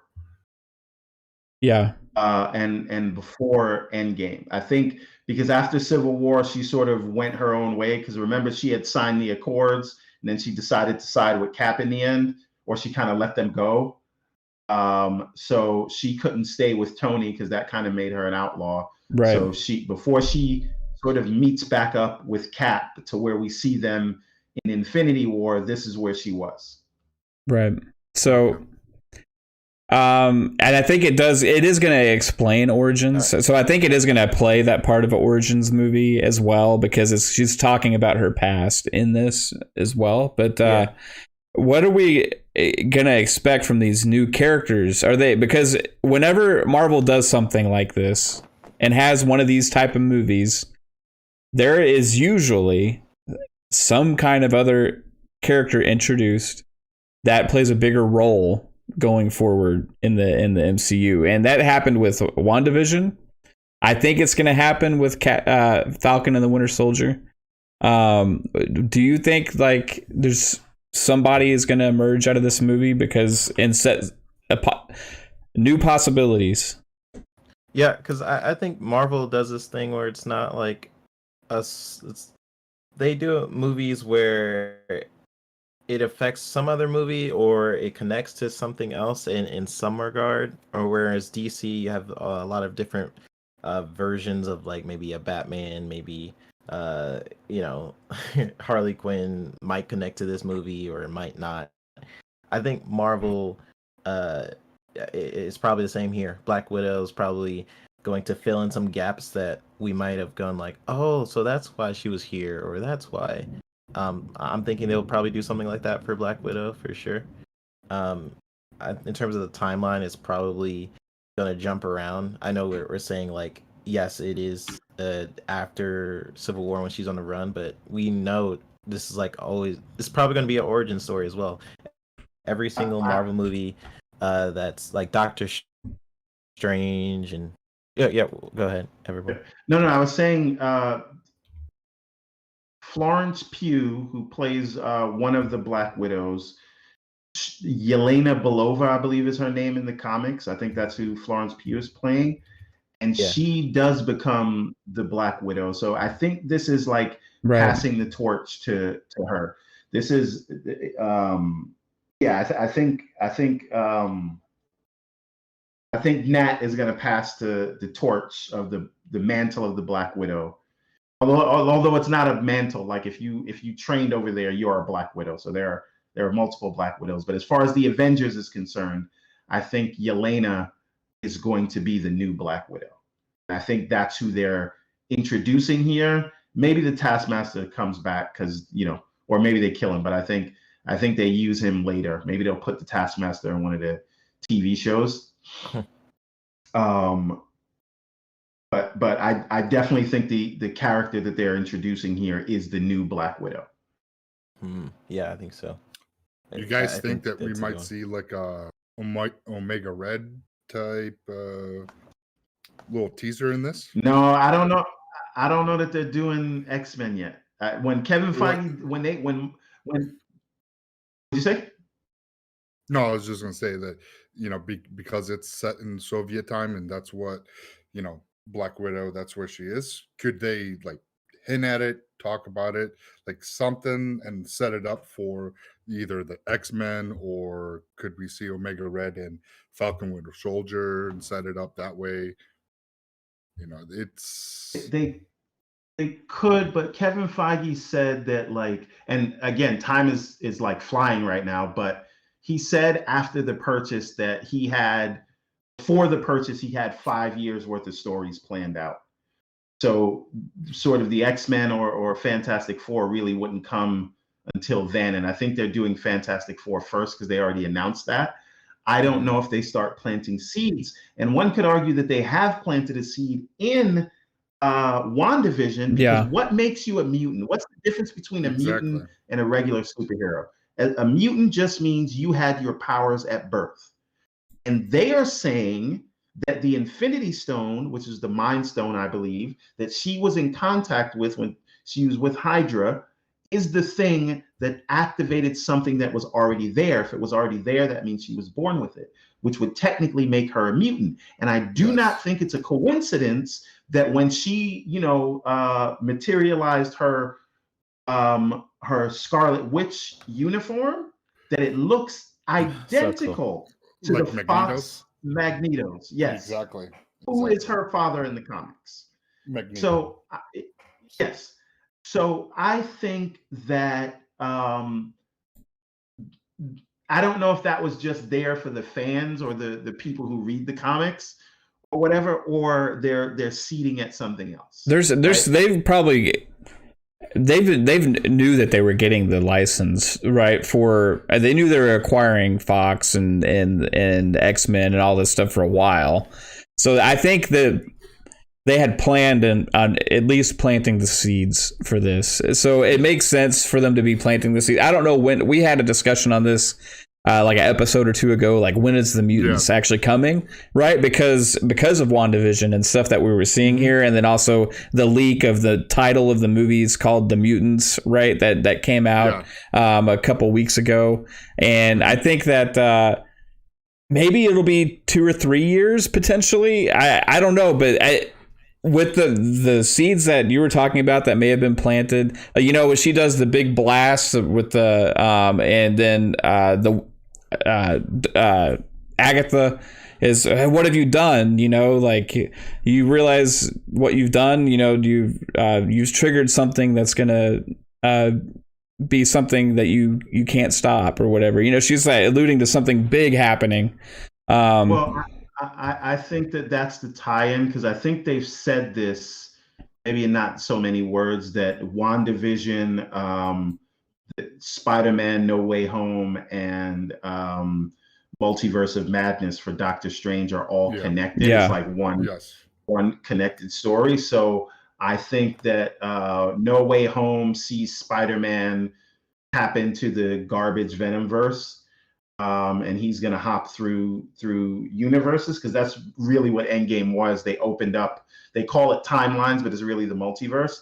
And I think that all of that is going to come to a head. I think that this is where we will see Mephisto, with the end sequence of WandaVision. We heard her children screaming in the background, because by the way, everyone thought there was no stakes after Endgame. And then they went and killed Wanda and Vision's kids. I almost shed a tear there. That was crazy at the final episode there. But anyway, I think she has to make a deal with the literal devil, Mephisto, to bring her kids back. Because I think that's sort of close to the way it happened in the comics, right? There's something a deal that she has to make with Mephisto for Wiccan and Speed. Those are their superhero names in the comics, for them to be alive from time to time. I think that she's messing with things she doesn't understand. Mephisto's going to be there, and Doctor Strange, the same way he got rid of or dealt with Dormammu, is going to have to come and help her fix things. Yeah. Unless they make her the villain, but I don't know. But I think what they kind of set up the mutants with when the woman that's going to be Photon, Monica Rambeau. Oh, you think so? Monica Rambeau. So I thought she's going to be in Secret Invasion. Secret Invasion, and possibly Captain Marvel, the sequel to that. I think they set that up. But I think when she got into the Hex the third time, that's when she turned into Photon, because we see the same red aura in No Way. Was it No Way Home? Is it the new Spider-Man movie? Yeah. So like on the box art, right? Yeah, we see the poster. We see a red aura around Earth. So could possibly Wanda does something to that's how she manifests the children, and then people become mutants, and then set up the X-Men and whatever else mutant storyline they're going to bring about that. That's what I'm thinking, and that's why I was thinking maybe Omega Red being involved in the Black Widow movie. So that was just my fan theory speculation. There's a couple of different. Oh yeah, sorry. Go ahead. Oh no, you're fine. Okay. I was just gonna say, there's a couple of movies they're about to do, and also if I just randomly log off, there's a huge storm in the background. I don't know if you guys can hear it, but if I just suddenly that's why. Cool.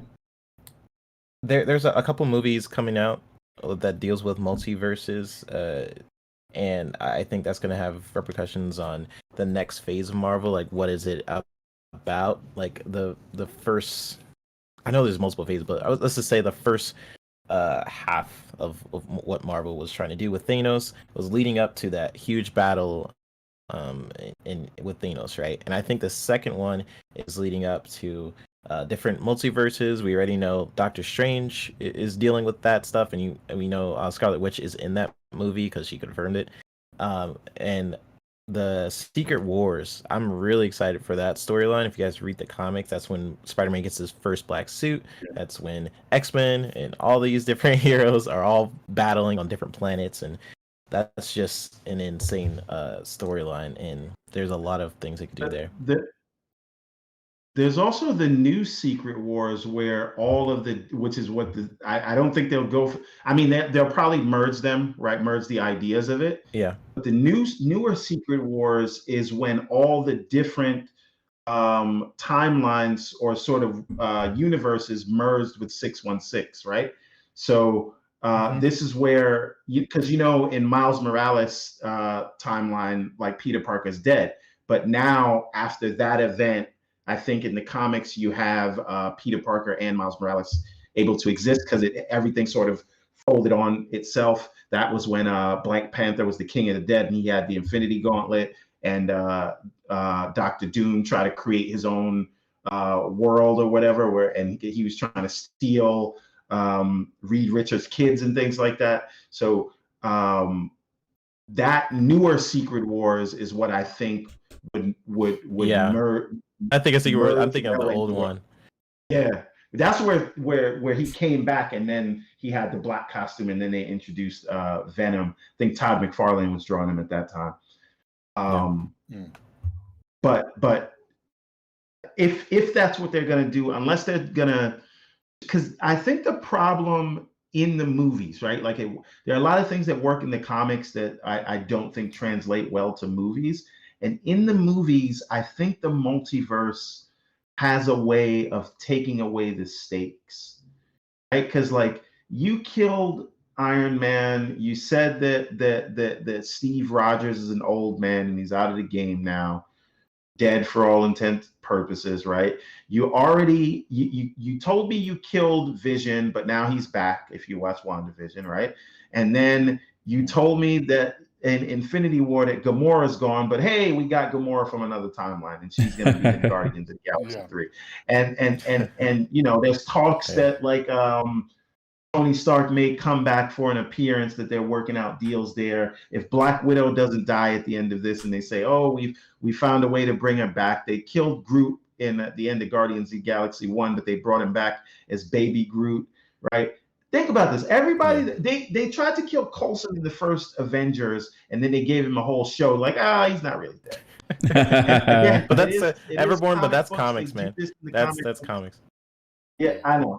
No one really I know, but when people die, I'm just not gonna feel it anymore. So I kind of feel like they have to they need to close off the multiverse, just in order for, I think, I'm just talking for me personally, but maybe I'm talking for everybody, but for people to feel that there are any stakes and having an emotional investment. If I know now, will you feel that way? But will you feel that way when you see all three Spider-Mans on the same screen? You're gonna still feel that way. Oh no, I'm here for that's different. I'm all the way here for that. Listen, I'm a fraud, right? Like I said, I wasn't gonna do premiere access, and then they put out Black Widow, and I'm like, so what? right? Like we're not talking about video games, but I'm against $70 games, but if they put out an $80 Zelda, I'm gonna buy it. So don't listen to me. I'm just talking about do you like the Marvel's Avengers game, Everborn? I'm playing through it right now. I'm still trying to reassemble. I just got Black Widow, and I think as the main storyline, I think is really good. I do think it's a little repetitive in nature, but I think the game would have done a lot better in terms of sales if they didn't try to make it a service game. The different features of the game feel overly complicated, like choosing a mission and doing all of that. I think that's something that maybe you add on as an aside, as an update, but it should have just been one cohesive story. And I think they would have probably saw 10, 20 million in sales just because of the production value of the game. And it's the most recognizable IP in the world, right? The fact that they lost money on that speaks to everyone has tried to be a Destiny, and everyone but Destiny has failed.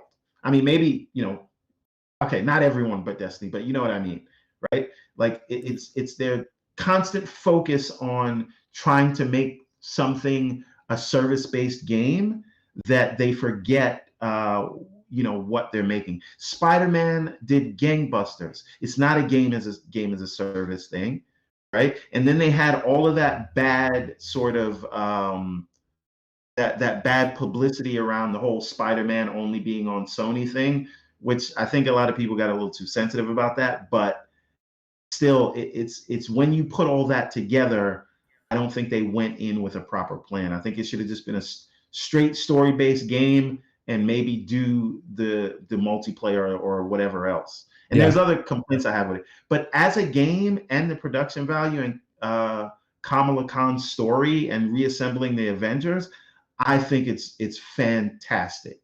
It should have focused on that and not the other stuff. Yeah, I 100% agree with you on everything that you said. I still have fun with it, right? And especially after the update, but could have been, like, I think the rest of the game was a detriment to the story they were trying to tell, because the story was the best part. The amazing story, the opening sequence, because I had my daughter in the room with me, and my wife was there, and I was playing the opening sequence with Kamala Khan as a kid going through like Stark Tower or wherever, I forget where they were, but like going through the whole thing, and that whole like Avengers Day is like all the superhero stuff everywhere, and like it was just like she had to rip the controller out of my freaking hands, dude, because like that whole scene and sequence was just so incredible. I think if they just focused on the story without all of that stuff, it would have sold 30 million copies. Yeah, 100%, dude. It is the Avengers, right? It's not like an unknown IP, and they had a great story, and they just wanted to do. And what's another fatal flaw of this game? The reason people play those games as a service stuff, these looter shooters as they call them, or just these looter games, is to get loot. What is the loot of this game? Yeah. Well, that's what it doesn't exist. Right? You're showing me holographic implants that you're putting in the Hulk, but it doesn't show up on his character. If I'm playing Destiny and I get a gun, one of the old guns was the Galahad, right? And I actually named one of the characters in Everborn after that gun. That's a fun fact. But when you get that gun and you get it from a raid, you get to show everyone like, hey, I got this gun, and I got it because I did that raid. That doesn't really exist in Marvel's Avengers, because any of the upgrades that you get are not visible. Yeah, it definitely falls flat with that, because that was one thing me and Mav were talking about, how we kind of didn't like how the gear that you get doesn't reflect the character's cosmetics. Like, if you get a piece of armor, you get a chest piece or a leg, you don't see that on your character, and that's where they lose you. And that's if they just went with a single player story focused on the single player aspect of the game, it would have been a smash hit. And they could have added the four-player co-op as a secondary, as if you want to play give with it friends. second life, and then add new story elements like they did Exactly. with Hawkeye, and what Yeah. they're going to do later with Black Panther, and sell us those. And that's how you Exactly. make that game. Anyway. Yeah. We could sit here all day talking about like the things that they did wrong, but it's fun, but they definitely missed the mark, and they try to go bigger but they were looking to grab the dollars, and it missed its mark. And if people voice their opinions, and with this 60 FPS boost, it definitely brought it back to a little bit back to life. I see more engagement within at least my friends on the playlist that they're playing this again. So I hope we see the Winter Soldier soon in that. That'd be a pretty cool character for that game. Yeah, and they could add Winter Soldier, the Falcon, and things that are going on in the MCU. They can represent that in this game, and that was another thing that they could be, hitting on, but they should have stayed with the single player story, and then gone with the multiplayer as a secondary aspect of the game to kind of bring it back to life, like you were saying, Everborn. Yeah. Oh, we lost the 3 bits. Yeah.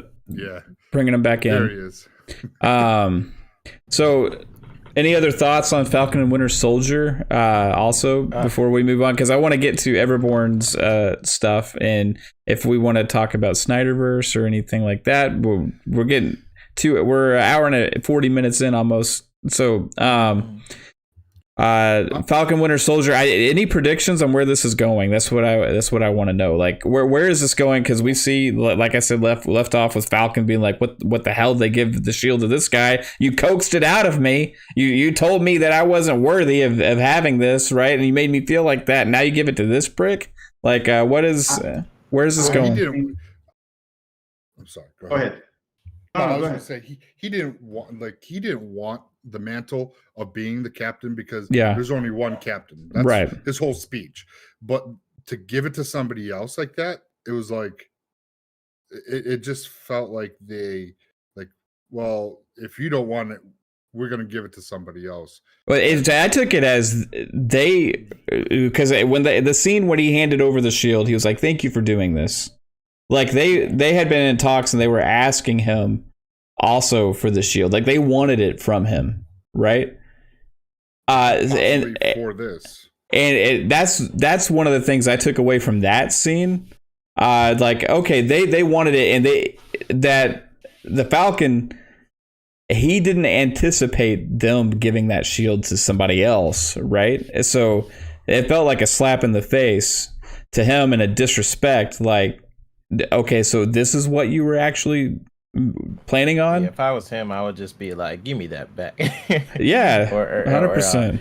I mean, we've seen him with the shield in the trailer, so I think he is gonna say he is gonna get it back. But I think that that sort of fake Captain America, that's a U.S. agent from the comics. So as U.S. agent, like he is sort of a government stooge, right? But I think that in the comics, he was one of those like uber sort of right-leaning nationalist kind of dudes, right? That is a little bit different than Captain America's politics. I don't want to get political here, but I think that he also, like, aside from the politics of him, I think he has to, if I remember this correctly, like he has to keep shooting up the super soldier serum like it's a drug, right? Because he doesn't get to keep, the powers aren't permanent like they are with Cap. Hey, and so like, hey, I don't mean to interrupt. I don't know if you guys can hear it. Is there a tornado going on? So I have to definitely. There's a tornado. Oh man. Oh yeah. Go get some cover, dude. Be safe. Yeah. But Everborn, it was really good seeing you, man. It was really good seeing everybody, and my dog. But I'll see you guys later. Yeah. Go get safe, dude. All right. Bye, guys. That's some serious stuff. Yeah, no, that's I could hear that. He's just like all cool and casual, like as a tornado. He's freaking in Georgia. Yeah, they don't get tornadoes very much in Georgia. No, that's something we get here. No, like Ohio, the whole tornado alley. But yeah, be safe, 3-bit. I'm hoping it's straight line wins, and maybe it's an exaggeration, because wow, that's crazy, man. Well, yeah. So we'll see. Yeah, I think with Black Widow, what I would like to see, definitely, play out her story and see where it goes, and what characters they do introduce. Let it be cohesive in the MCU, and not try to open up all these plot points all over the place, and have like another 20 to 30 film saga that we had like in Endgames, and trying to tell whatever story this is. So hopefully, they do it right, and but they did push it back. It was it supposed to come out in this month? It was supposed to come out. Yeah, yeah, and it was initially supposed to come out in May of 2020. Yeah. Then the whole world was this movie has been done for a long time, well over a year now, right? And I think the MCU is in such an interesting position now because they really have to start over. Right? Endgame had that name for a reason, right? Mm-hmm. All their main players are not there, right? And Black Panther was becoming another main player, but God rest his soul, Chadwick Boseman isn't with us anymore, right? Yeah. And so now, they're sort of building up the side characters on the TV shows, but the main players of the Avengers, who are they going to be? And just because they've been successful in the past doesn't mean that they will be as successful in the future. So it's very interesting right now. And I don't know if you do want to talk about the Snyderverse, but I think that it's been sort of just commonly accepted sort of fact that the MCU is going to eat the DCEU's lunch, right? But I think now, there was a stumble though with Wonder Woman 84, but I think if you look at Aquaman doing $1 billion, if you look at people's perception, the Joker just did $1 billion, which I wasn't a huge fan of, but it's a conversation for another day. And now they've got the Matt Reeves Batman movie coming, and people seem to be excited about that. There is an opportunity here for DC to sort of level the playing field, so to speak. Exactly. I think the problem with DC is sort of, I guess the thing that people ding the MCU for is it's too disjointed, and when they try to connect it all together with the Snyderverse, I don't know that it worked, so to speak. And Zack Snyder is actually one of my favorite directors. Yeah. And I don't think people make the Michael Bay reference towards him, and I don't think that is the kind of. I don't think that that's fair. No. Yeah. No. I think Snyder's more visual, and Michael Bay is more like explosions, right? Yeah, but you know what though, Michael Bay does. There's a certain phonetic energy to his movies, and I think because the later Transformers movies were so terrible that he gets sort of pigeonholed there. But I don't know that anyone can really make a Michael Bay movie like Michael Bay. Like when he makes a smaller story, like he brought us Bad Boys 1 and 2, which were I think amazing movies, and Bad Boys 3 or Bad Boys for Life, I did not care for that at all. And the missing piece there was Michael Bay. And I don't want to turn this into a, one of those things. But the point is, sorry, go ahead. No, Michael Bay is more of an action type director. Right. But I just good don't think story. Yes. I don't think anyone tells a does an action movie. In only Michael Bay can make Michael Bay movies. Right. It's got his own unique flavor. Yes. Right. And the same thing with Zack Snyder. Zack Snyder's movies are Zack Snyder's movies. No one else can do them. As you could see with Josh Whedon's Justice League, and then watching the Zack Snyder Justice League, how greatly different the difference is between the two movies, and the same movie. You know what I'm saying? That being said, I think people, and there's another discussion about what's going on, behind the scenes with Ray Fisher and all that. So yeah, I don't know what that answer is, but Joss Whedon came in and did what the studio told him to do. Yeah, he said, cut this thing down to 2 hours, take out everything that because we want to end this thing here. Take out everything that's leading to another movie and put some jokes in it. That's what he was told to do. But it's not that, like, people try to make him out like he's a hack. I do not think that that's the case. It's that he was working with someone else's movie that was designed to be a different thing. And I don't know if you could point to anyone, any editor or whatever, or someone who's going to shoot their own scenes that could do that.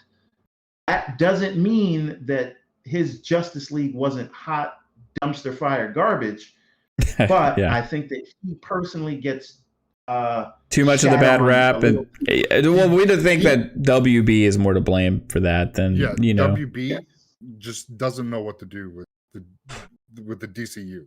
They really don't, and you can see it because they keep recasting characters, they keep changing things up, and will they try to play it as the multiverse and try to be like, oh, that's why we're doing it because it's the multiverse?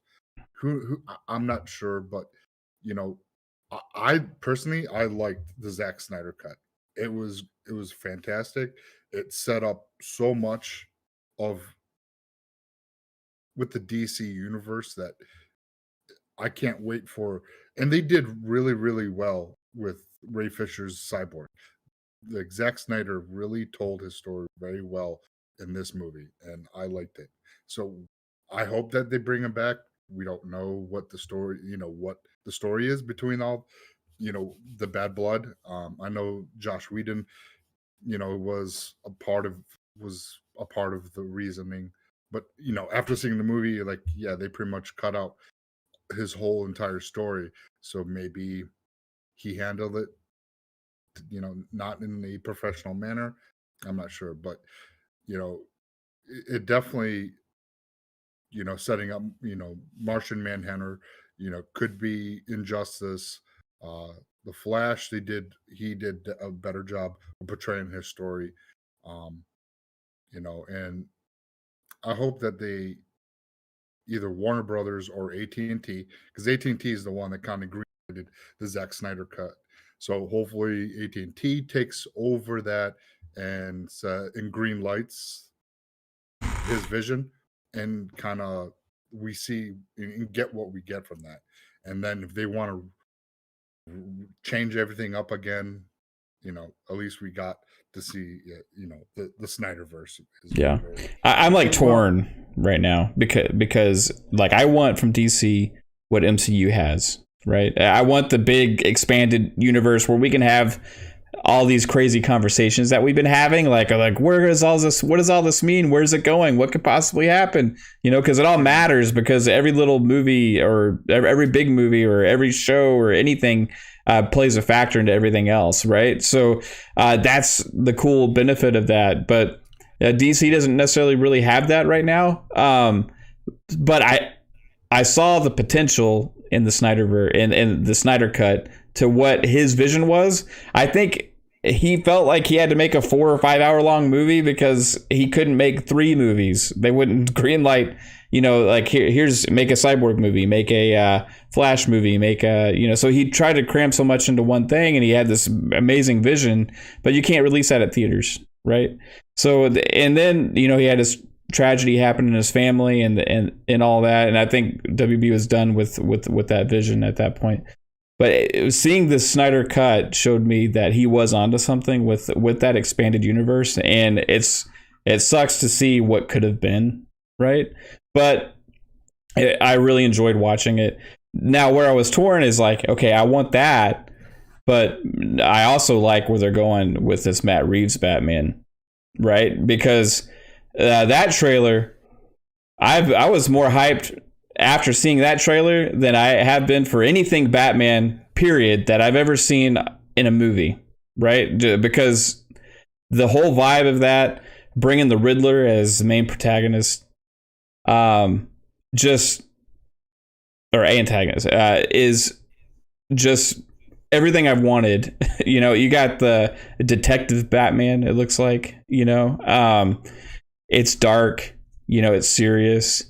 It seems like where I wanted Batman to go. So if I could say, hey, start from there going forward, we'll see where it goes, right? And I'm happy with that.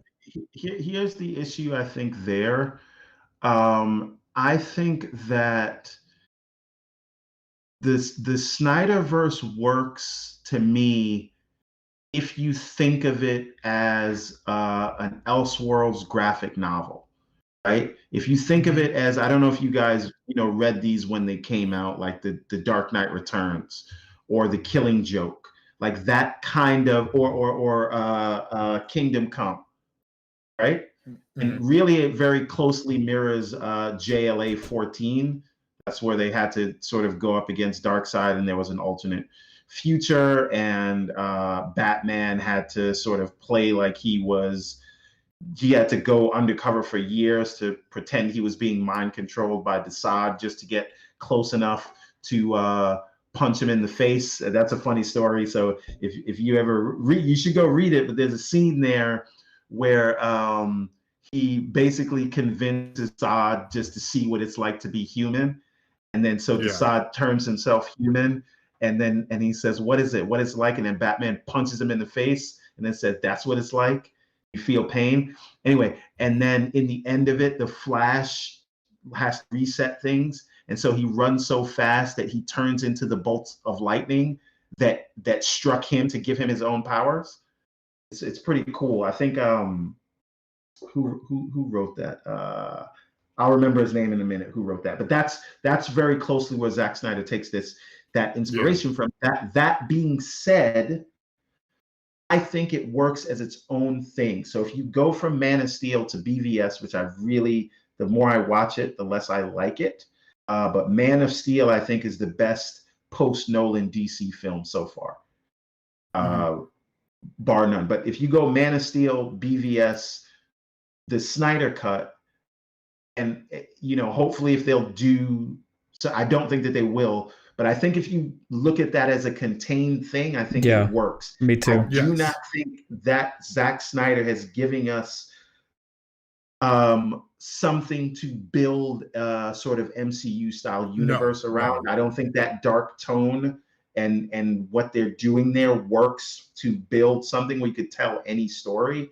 That it is a singular vision and a singular story that in that world, it needs to be Zack Snyder's vision all the way through. So think of that as a graphic novel in a separate sort of timeline.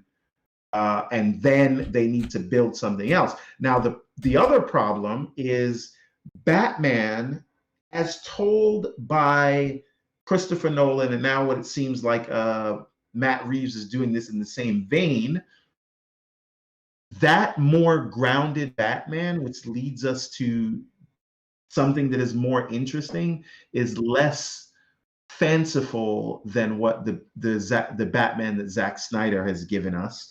And so I don't know that you can take a normal human Batman. I don't know if you can take him seriously in not the comics, but in the real world. If it's so grounded, if you put Superman in that world, it breaks. Yeah. If you put Wonder Woman, Aquaman in that world, it breaks. What makes, I think, Matt Reeves and Christopher Nolan's Batman real is because they took it so seriously and tried to ground it in reality as much as they could. And you have to take that off. So It's going to be different. Where I could see something though is the Joker with Joaquin Phoenix. I could see potentially that tying in to the Batman, because it seems like it could potentially vibe in the same universe, right?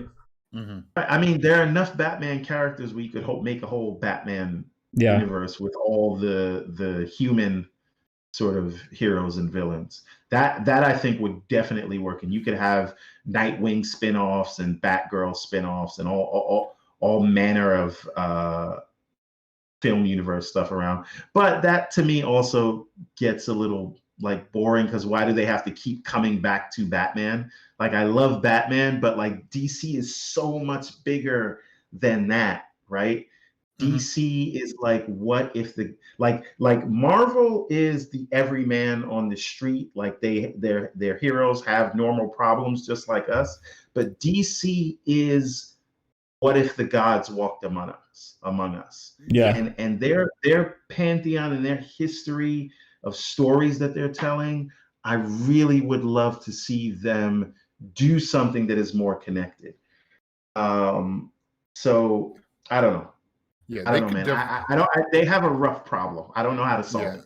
Well, with the Zack Snyder cut and the Zack Snyder universe, like, let him tell that story. Let him finish it out. Let him do Justice League 2 and 3, and let that play out. Then restart the franchise and do, like you were saying, the Gods Among Us, and kind of do a fresh take on the DCU, and then expand and tell it, really bring all the different characters like Green Lantern and Martian Manhunter, and bring all of them into focus as a rebrand, and then start fresh from there, instead of doing these one-off movies that they've been doing with the Batman, because this is what, the fourth revision of Batman that we've seen. So it's like, he makes the money. Yeah, I know, but if they just make everything cohesive and start it over, I think the DCU can really hit it out of the park, because people love Superman, Wonder Woman, Green Lantern, the Flash, Cyborg. They really all love all those. And they could bring in Teen Titans. The possibility is really endless of what they could do. But they just need to let Zack Snyder finish that. They need a Kevin Feige. Yeah. What they need. They need someone who loves the material itself and understands it before they can have a cohesive vision. And I don't think they have anyone that's like also a nerd that's making these. And I just want to point out, Darth Praxis in the chat said something very interesting, which is he said Winter Soldier was the very best combination of serious and grounded characters and the story with crazy superpowers. And that is true. So it is doable. Mm-hmm. You can tell a grounded story in a world where people have crazy powers. It does work. And fun fact, I think that the best version of Superman that we've gotten in recent years is actually what the MCU did with Captain America, right? It is Chris Evans' portrayal of Captain America is actually what I would really love to see from a Superman in a sort of connected DC universe. A man stuck in time, the Uberman, the man who gives us an ideal of where we all can be, and the world is dirty, but he stays clean and gives us an ideal to strive for. And I think that is what Superman is. And Zack Snyder's vision of Superman is more of a deconstructionist view. And I think that there's a fundamental issue with what is being asked of us in the Zack Snyder films. Man of Steel, I'm not touching that. That is actually one of my favorite superhero movies ever. And 100%. it is, I think it was a great place to build from. But I think where they went in BVS and like I said, I appreciate what he was doing in Justice League. But what was asked of us of Superman was to say, forget everything you know about Superman. We are going to deconstruct him. I think the problem with that is I don't know how much deconstructing Superman needs, right? I think that they asked us to forget everything we know about Superman and then asked us to take all the feelings that we have put towards Superman over the years and feel that when he died. Think about how you felt when Tony Stark died, right? Who is at best a C-level character in the Marvel comics, versus how you felt when Superman died in BVS, the grandfather of all. Well, they didn't invest enough in the characters before having that payoff. Or like Batman didn't even have his own movie. Right. Because they expected us. They, on one hand, say, forget everything you know. We're reimagining these characters to tell them in a different way. And then on the other hand, it's saying, hey, we're killing Superman. Remember Superman? No, I don't remember Superman because you just told me to forget him. You told me this is not the Superman I know. Right. And so you can't have it both ways if you're telling a story. Right. I love what I mean. And I loved the opening scene of Batman versus Superman, where you see Bruce Wayne like go into in Metropolis or wherever that fight was, I forget where it was, and see the destruction around him, and he's like, you know, he is that grounded, like, real person on the ground, and then you got this like god-like figures having this battle, and he feels helpless, right? I love that. Now, if you would have taken that context and just put it at the post-credit scenes of Man of Steel to set something up, yes, and then you have a Batman movie. Right? You have a movie where any Doomsday. Right? No, you have Superman exist. He knows it. He's got his own Batman movie. He's dealing with his own problems. He's preoccupied right now. He's got to deal with the Joker or whoever. Right? You got your own thing. You introduce Cyborg in that movie because in that movie he's also in Gotham. You can make it work, right? You deal with all of this. You tie all that together. Then you do like a Batman versus Superman, or you do like a Wonder Woman, you know, like you introduce these characters.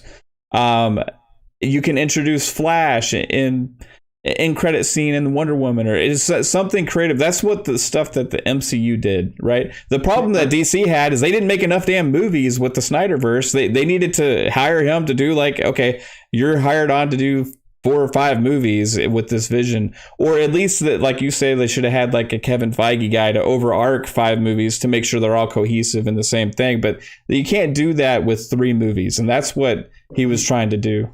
Here's what I do, because we have to take our hats off to that amazing prologue of Man of Steel on Krypton. There's enough there for a whole movie. Yeah. Oh yeah. If I'm the Kevin Feige of DC and the Snyderverse, Krypton has its own movie before we. Oh my gosh! Yeah, that would be amazing. Then the next movie in the series is the Man of Steel thing. You pop that post-credit scene with Bruce Wayne at the end. We know something's coming. Then the Batman movie is we see Robin actually dying instead of and being killed by the Joaquin Phoenix's Joker, and being killed by him, and that's where you introduce Diana, but not Wonder Woman yet, just Diana Prince. We know who she is, but we don't get the confirmation until the end of that movie, and that's where you sync up the Man of Steel and the first Batman movie, and so you have this playful sort of will they won't they relationship with Bruce and Diana, right? And then maybe at the end, or maybe you don't even reveal it yet, but you let us know that she's Diana Prince. Now you come to Batman meeting Superman, but guess what? It's not Dawn of Justice where we have to tack on like an email introducing Aquaman and stuff like that. No. What you do, you don't do a play off of The Dark Knight Returns and Death of Superman. What you do is World's Finest, right? This means they're meeting for the first time. It is more fun. This is when they find out who each other are, and then Bruce Wayne goes out on a date with Lois just to get under Clark's skin, right? And then you do that, so you have the fun. And so we've seen the light side with Superman, we've seen the dark side with Batman. The two titans clash, and then they realize that they've got to work together. So it's not about them fighting, it's them working together. You see, when Batman and Superman fight in Frank Miller's The Dark Knight, it is two characters at the end of their careers. The problem with BVS is that we haven't gotten a chance to know them yet. And this is why Civil War worked so much better than BVS, is because we've seen those characters. They both had their trilogies of movies, and so we know them, and we've seen them work together, and now they're opposite of each other. And if they would have built this out, we could have had that effect. That's why when they first meet, it's world's finest, where they have to reluctantly work together. Right? They start off on the wrong foot, then they work together. They're friends, but there's still tension in the background, but they respect each other. In that movie, then you bring in your Wonder Woman movie and your Cyborg movie, or maybe you want to introduce Cyborg in one of their movies. Yeah. Right? Yeah. And Aquaman. Then, yes, after all of that, that is when you do your we are on the opposite side of things. Yeah. Right? And then they fight, right? And then in maybe Man of Steel 2 or 3, that is when you bring in the whole Doomsday and have Superman die after we're 10, 15 movies in, and now we've come attached, and now Henry Cavill is a part of our families. Then we care when he dies. I didn't give a shit when he died in BVS. And that is the problem. They wanted to put the cart before the horse. You have to take your time and build these things. They're just counting on that it's Superman, not caring about building their own stories. Right. If it is Superman, then you have to give us Superman. Yeah. It gave us a different version of Superman. Well, that's why I'm hopeful about HBO Max, and hopefully this kind of stuff continues. I think there's more potential, in the future, if as long as they're able to hold on to DC and everything, which, I don't know with Warner Brothers and AT&T what they're going to end up wanting to do over time, so it's going to be interesting. But if they do end up all staying the course, I have a lot of hope for better storytelling because of things like HBO Max with these shows. I think Disney Plus has proven it with WandaVision and what we've seen so far, Falcon and the Winter Soldier. All right, man, I want to get to your amazing creations definitely before we head out of here. So not only does this man love comic books, and does he love movies, and does he love video games, but he also creates comics and has a super passion. It's what he does every day. He has a amazing website, and he has a Kickstarter and everything for this world that he has created with a team around him. So I want to give you the chance to talk about it a little bit. Also, I took some images from your website. If it's okay with you, I'll put them up on the screen. Please do. So I'm going to do that, and just tell us a little bit about the whole Everborn saga, right? Yeah. So this is a story that has been in my head for probably. I mean, the Everborn has been with me for well over a decade. It started with a game that I wanted to make. I wanted to make my own like cool version of Mario. So I said, I want to make like Mario, but with a sword. And I did not know anything about coding at the time. This was over a decade ago. So I said, I'm going to teach myself how to code, and then I'm going to make a game. And you didn't have all the fancy tools you had today. And so, I taught myself, and a few years later, in 2015, I had released a game called Ariel's World, and it was on the Windows Phone, and nobody has a Windows Phone anymore. But from there, I said I'm going to make a follow-up to that game, and it's going to be bigger. And so I started writing stories about it because I wanted it to have a story. So I started creating characters and maps, and those maps had histories, and those histories became, character profiles and timelines. And before I knew it, there was enough there to sort of create different characters and their own arcs. And so what it has grown into is, because I wanted to fill out the universe, it's grown into my own little sort of fantasy version of the MCU, right? We have the goal is to get to our 4 series that are running concurrently, all happening in the same world, telling a different part of the same story. And we've been doing Prince of Arcadia for about 2 years now. We're up to chapter 3. Chapter 4 is just about done. We're just doing lettering now. And Ariel's adventure, which is what it's all really centered around, is the new series that we're launching on this Kickstarter. So what you see on the screen right now is the Prince of Arcadia. Now that sort of encompasses the whole universe. So you see Ariel at the top. It's 4 stories, 2 timelines, and sort of 4, and then 1 big interconnected world. So we're all telling the same story, just following different characters. So Prince of Arcadia is sort of the Hobbit to our Lord of the Rings. It is the prequel series. It takes place 30 years before Ariel's adventure, and soon we will be launching the Redlands, which takes place on the other side of the map, and then the Remnant. And then, I don't want to give too much away, but ultimately the story is about a war between Seraphs and Paladins. Seraphs are sort of the people who can tap into the magic of the old gods, and Paladins are everyone who cannot. And the series is called Everborn because that's our main villain. We named the entire universe after he is the Everborn, Magnus. He was the first of the Seraphs, and in the last war, Seraphs ended up having to go in hiding. They were able to defeat Magnus, and the Paladins sort of have been hunting down the Seraphs ever since. But they've devised a plan to bring back Magnus, and with his return, they will rule the world again.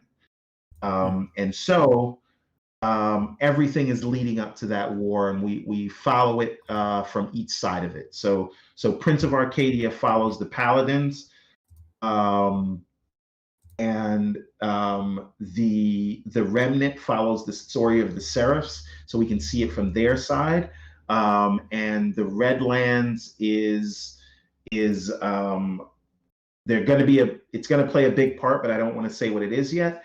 And Ariel's adventure, or Ariel himself, is the character that is the through line between all of these. He gets to meet all these characters.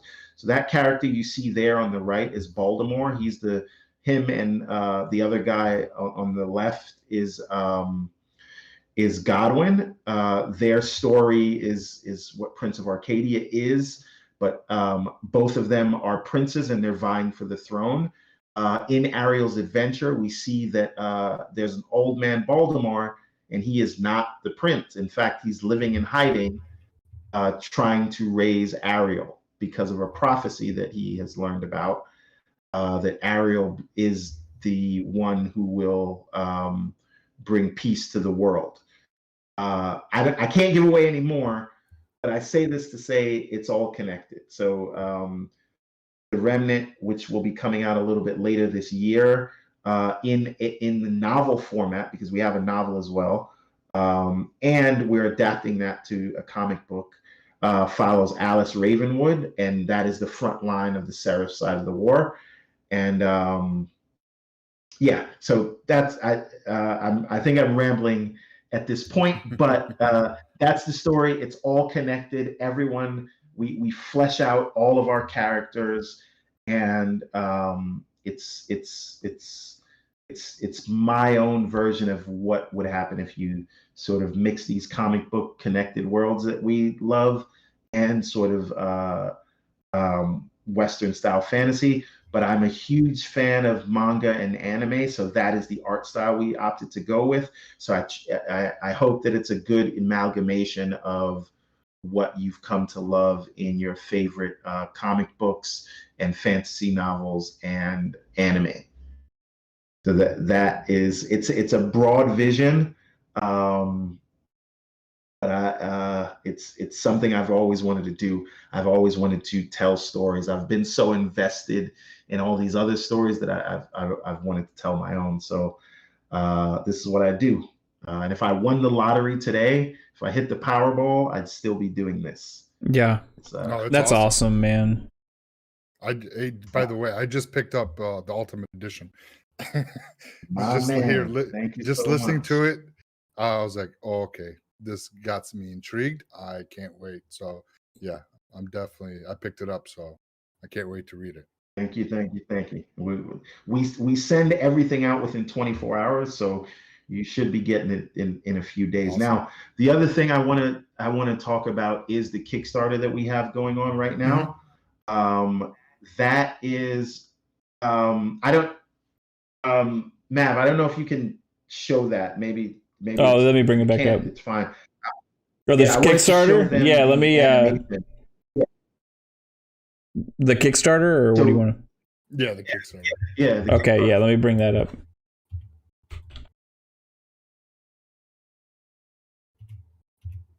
So I definitely like the art direction, because I was looking at the site and I was just picking at, I was clicking on some of the comic books.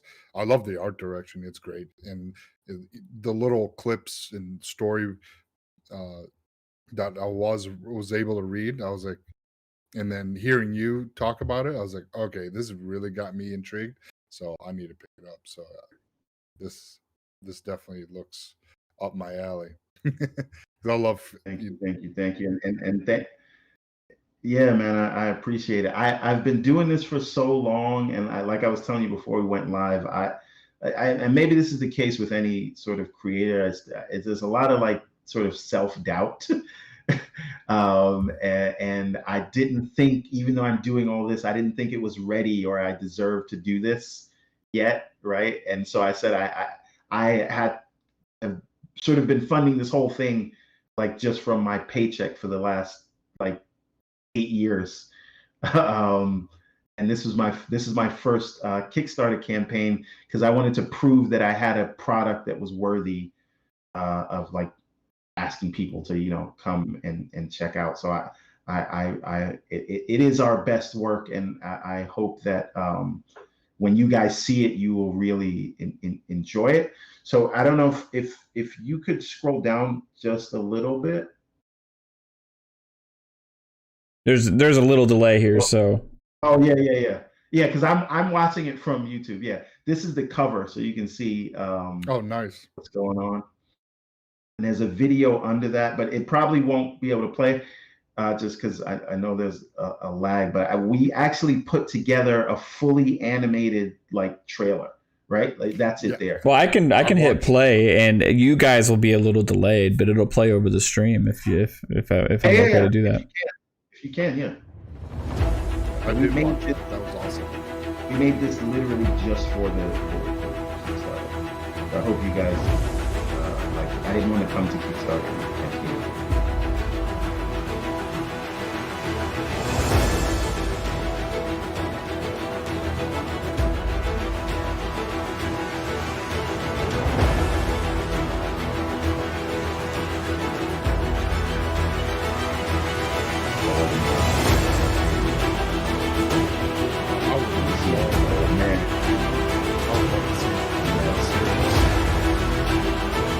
That's our goal, but I want to flesh out the story of these comics first, so we have enough volumes of the comics to do it for several seasons.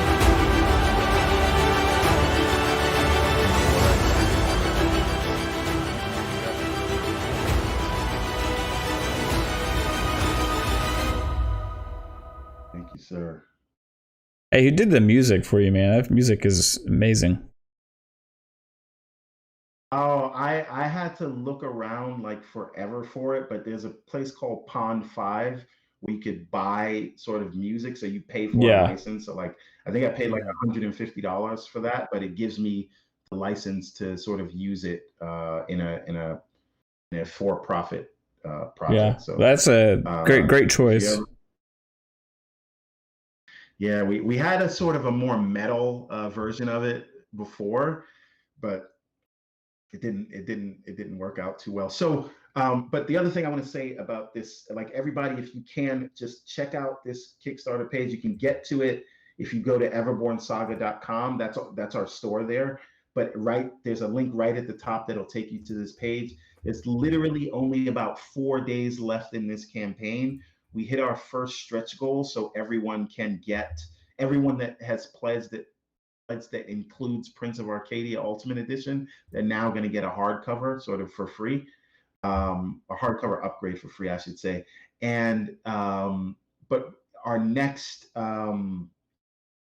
stretch goal is going to fund Prince of Arcadia Chapter 4, getting that to completion, because right now we've got Prince of Arcadia 1, 2, and 3 that, as a part of this campaign, along with Ariel's Adventure, but also Chapter 4 that'll sort of get that over the finish line. And we have a tier in there it's called the Everborn tier, and that allows you. Oh, sorry, you're scrolling past this. That is the first version of Ariel versus how he is today. Yeah, I was just And looking at that, man. Like, that's cool, man. That was the first drawing from over a decade ago to the way you see him now. But there's the Everborn tier, which allows you to get an executive producer credit in the comic, as well as we will make you a character in a future chapter of one of the Everborn series. And how much is that one? You actually, that's probably the most expensive ones. I think that's like, well, there's one more than that. Yeah, that one's 300, but you get all of the comics. You get a T-shirt, like you see me. Like, yeah, I was admiring that. I was admiring your shirt earlier, actually, before you, like when you went and shut your door earlier, before we went live. It's like, oh man, that's a badass shirt. Oh yeah, there's stuff in the back too. Oh, nice. But you also get the wall art, like you see back there, and it's like pretty huge. And then, like I said, you will actually become immortalized, because you'll get a real character. It's not like just a non-speaking role. Like you'll have a character that speaks in there, and you'll be in the universe. So that one I think is like $300, but it's limited. So we only have 5 slots left of that. Yeah. And then we have the sort of ultimate tier. That one's $1,000, but if you select that tier, you will get a 1-of-1 cover from the same artist that does all the covers here, and you will be literally the only one with that cover. That won't be for sale. So it's like you'll get your own exclusive cover with that tier. But the most popular tier that I have been seeing is either the Theros tier. That's if you just want the comics, you don't care about the T-shirts or the posters or whatever. But the one that most people get is the rightful heir. I think that's the one that gets you all of the comics plus a T-shirt and a poster. That's probably the one that people choose the most. But that's one of so you can see the art. Like we put a lot of work into. Yeah. I was telling you before we went live, I love the art on these things, Psychonauts knows, and like 3-bit knows. I was talking to you a little bit. I've never been like the guy that actually read comics a lot, like as a kid or growing up. I just was never the comic guy, but I loved the characters and the art from the comics and what they've become, right? And all these movies and TV shows and cartoons and all the different forms of entertainment and stuff. But I respect so much everybody that actually has gone and knows everything about all the comics and like all the characters from all the different timelines and things with DC and Marvel and everything, because they have such a knowledge of the source material, right? And all of the characters and the creators who actually created these amazing things. And like when I look at this art, it's just like, that's what this is. To me, this is the creation of something new that has the potential to live on forever, and you may see people using this as their source material in the future as inspiration, right? Like, so I think you're onto something, man. It looks like just an amazing thing you're doing. It's awesome that you have a passion for it, and it shines through with it. So I'm definitely impressed, dude. Keep it up. You're definitely doing the right thing, right? I'm trying, man. Thank you, and thank you, Assassin Lupa, also, and JC. I appreciate the kind words. That is the thing that sort of, it lets me know I'm going in the right direction. So that you definitely are, dude. 100%. I mean, this is what you're meant for like, the people say, do what you love, right? Don't like, if you do what you love, then you're going to be better at it and you're going to thrive in it, right? And I can see this as you doing something that you love. So kudos, man, because it's awesome. Yeah, this wolf character's pretty badass, dude. I like him. Oh yeah, so that. Oh, go ahead. No, I was gonna say I like the red fire mage. Oh yeah. That's Cassian. But what I was gonna say about these wolf characters. So every character in here is really based on people that are close to me in my life. So the smaller wolf that you see there, his name is Riley, and he's named after my dog that passed away on Thanksgiving of 2016. Oh, wow. Yeah, and he was with me, since he was 8 weeks old. It was just me, him, and my son or whatever. And I wanted to find a way to immortalize him. And so I made him a character in this story that I was telling. And that's the real reason or inspiration of why Ariel and Baltimore are in hiding with the wolves.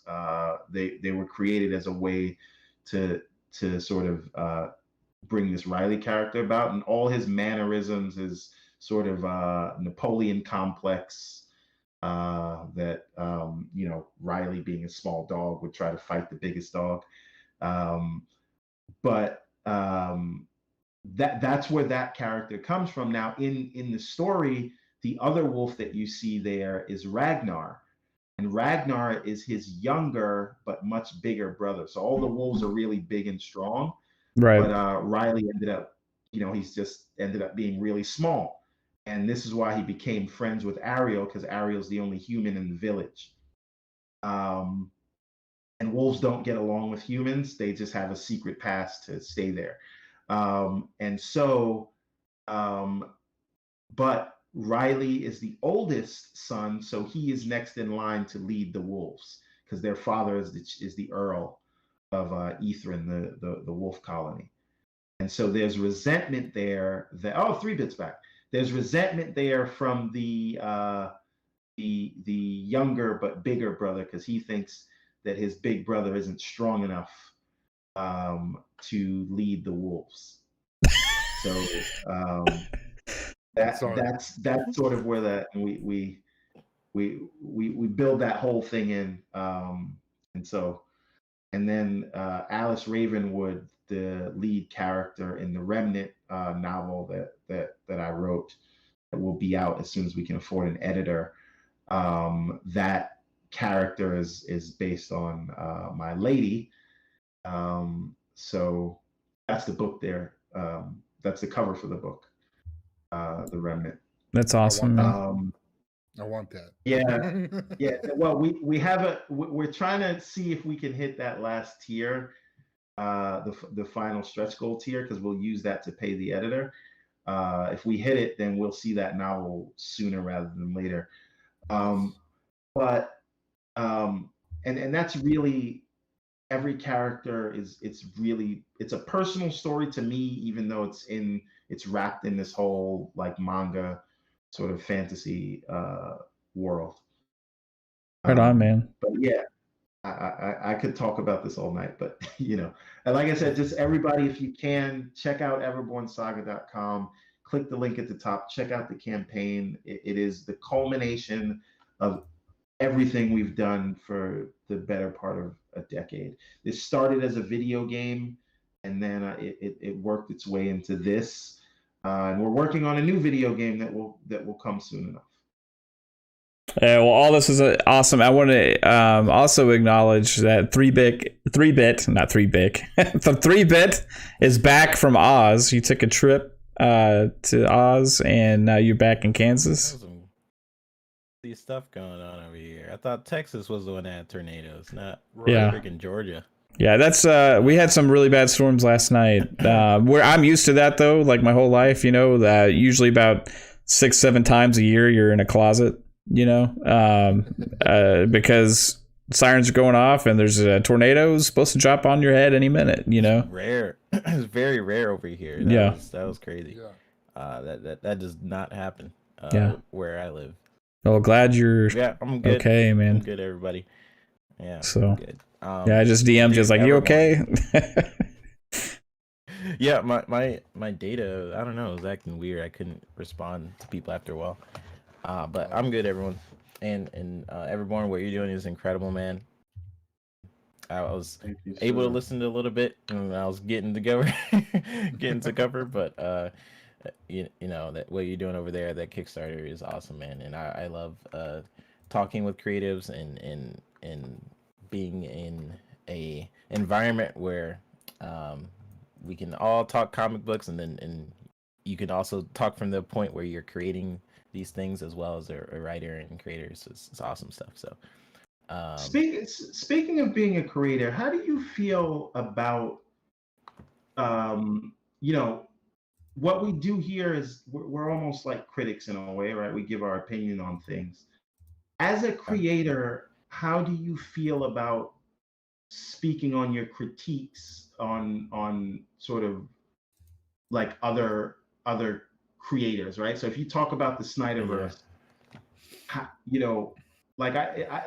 remember I felt personally attacked when everyone kind of shat all over the guys that did Game of Thrones the final season, right? Because it's like, everybody thinks they're a better showrunner than these guys who gave us at least 6.5 great seasons. So if they didn't finish it the way you wanted it, now you want to rewrite their story. But you have to. I don't know. It's a fine line that I walk.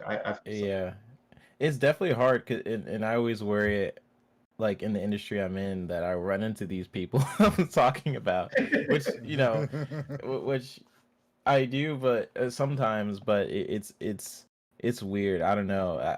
I try to treat it as if I'm talking to my friends and we're just bantering, or that's genuinely how I would feel about about situation. But also as a creator, I can, from a level of appreciation of what actually goes into a product, and I think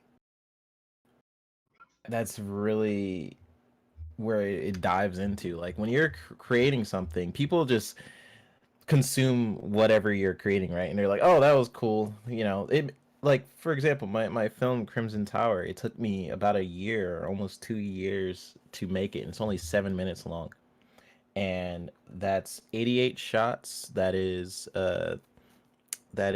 basically a minute per month of production for animation, and that is lots of compositing for that film that I had to do. And it's only 7 minutes, and then you get a comment on YouTube that's like, sucks, so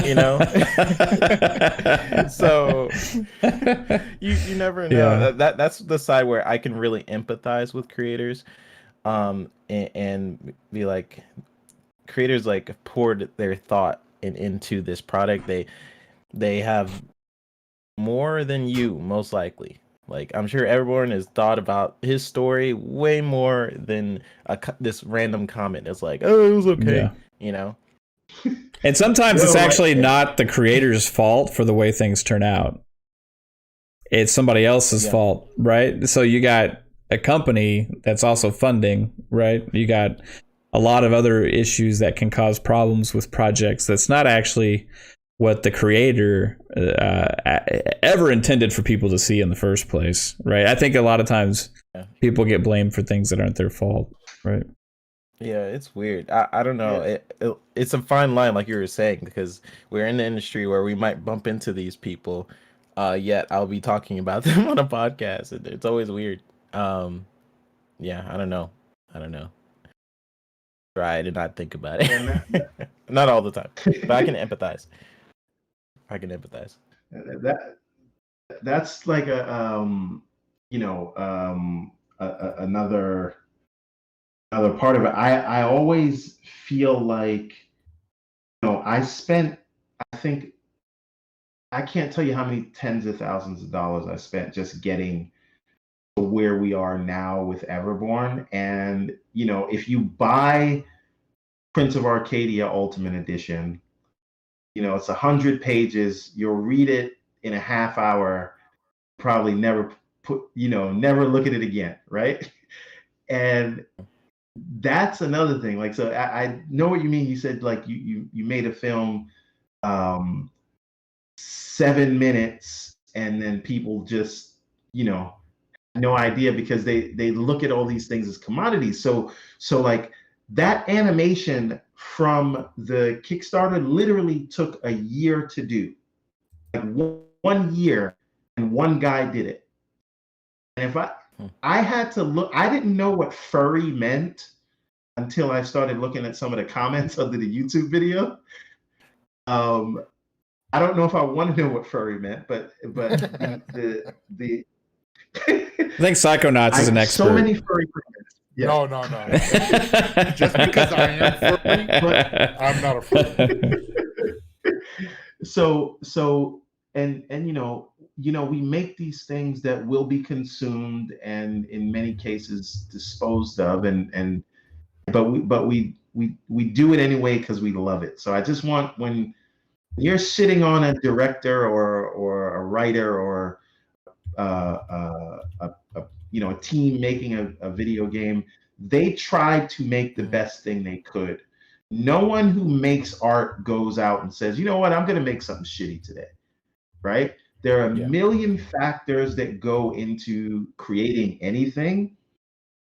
And so we should all be mindful of that. And that doesn't mean you have to pretend you like everything, but how about, show it's just a little respect, right? Put hard work. Yeah. Just as respecting a humans, it's right? Really, it's such an interesting topic, because yes, as a creator, you can very much empathize with different situations. I can definitely attest to like how I felt releasing that film and seeing the different reactions to it. Like, a lot of people who liked it, a lot of people who didn't like it. It's so weird, because once you release a product as a creator, you're yours. Like, it's yours for the time you have it.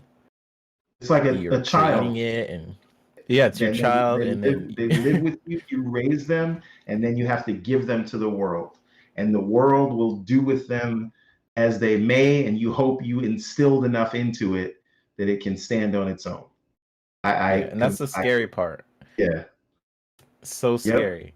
Because like you think this is the best thing ever. I've thought about every possible inch of this world, of this universe, and then you put it online, someone's like, I don't get that part, what does that mean? And this is stupid. You never know what the response is going to be like. You just hope I won't make those comments anymore, 3-bit. I'm sorry. I'll stop leaving those comments on your videos. No, here's the thing. Here's the thing. The thing is, like, what everyone's saying, like, online, because I generally don't like certain things, and I will say like, hey, that kind of sucks. We all do it to a certain extent. I just think about like sometimes the thought that probably goes into this product. There's definitely people who pour so much time and effort into these different video games, not just movies, but video games, art, and all this different stuff. And it's not like, yes, it doesn't always come out how we think it might, and that can lead to negative backlash. But no one, like everyone's saying, no one is trying to make a bad product. Yeah, you know, it's hard. I'm not trying to make a bad podcast, so I'm apologizing for that now.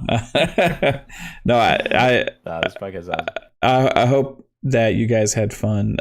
We have hit we went like pretty long on this one, but it was fun. I wanted to stay live long enough for Snyder Cut. Yeah, I wanted to stay live long enough for 3-Bit to get back. That's was what I wanted to do. Yeah, appreciate it, man. But I hope that you had fun, Everborn, talking about all this stuff, dude. And I hope you'll come back sometime. Yes. Whenever you need an extra face. Hey, maybe after Black Widow comes out, since we talked a lot about the trailer, and a lot of that, maybe it'd be good to have a follow up on that with you. Yeah, definitely, 100%. Psychonauts, you're awesome, man. What? Tell everybody where they can find you. Well, first, Everborn, it was a pleasure. Your Everborn saga series looks phenomenal, and I hope it just grows leaps and bounds. And if Warner Brothers is listening, hire this man right here. He is the DC needs him. DC. Yeah, DC needs him. Marvel's in better shape right now than DC is. He hit the head on that story arc he was talking about. Yeah. It gave me goosebumps. So, but you guys can find me on Twitter or Xbox at Psychonauts8. You can find me here every Thursday at 10:30 p.m. Eastern Time, and every Friday on Xbox Ultimate with an awesome group of panel members. And we just got Lady AF. So that starts at 9 o'clock. You guys can find me there. Hit me up if you guys want to play some Xbox games, or on Twitter if you guys want to talk comics or gaming just in general. So it was awesome. Tonight's show was, I loved it. I'm glad 3-Bit's alive. And, crazy, man. But yeah, thank you. 3-Bit. Besides running away from tornadoes, where can everybody find you, bro? Everyone can find me on Twitter. It's the VGHD. YouTube is the Video Games HD. I am on Xbox Factor every Thursday with Mr. Boomstick XL. And that's always a fun show. And then I'm on this show also later on in the day on Thursday. And Ultimate tomorrow. Tomorrow we're going to have a special show. The showcase. I definitely gotta set that up after the show. But that's gonna be really cool. That it's gonna be a little basically a live reaction, and then we're gonna have the Ultimate show later on. So for those who are interested, definitely check that out. Lady, welcome to the Ultimate family. And it's just constantly growing, and it's such a fun community to be a part of.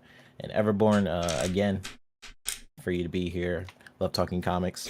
And that's where you guys can find me. Awesome, man. One of my favorite things about having started this whole thing, back in July, is like when I put a little 500 video out there, because we hit 500 subs on the channel, but like meeting cool guys that are like creatives, because it's like I'm living in this world now full of these talented people that I've always looked up to and respected, and how they can create these things, because I've always been a fan, and now I get to actually speak to them. So again, Everborn, you are one of those people. Thank you for being here. Make sure you tell everybody where they can find you on social media, and give a shout out again to your Kickstarter one more time. Yeah, man, I'm EverbornSaga everywhere. So Steam, PlayStation Network, Xbox, Twitter, EverbornSaga.com. That's the big one. You can see, like I said, we have a bunch of wall art like this and apparel. This is the Everborn hat. We have Everborn masks as well. But EverbornSaga.com, you can get all the comics that we've released so far. And the newest one, Ariel's Adventure Chapter 1, that's what we're launching on Kickstarter. You can click the link right at the top on EverbornSaga.com. It'll take you straight to the Kickstarter campaign. Check it out. We are trying to, again, create our own MCU. It's an interconnected universe. I promise. We've put blood, sweat, and tears in this, and it's a really great story.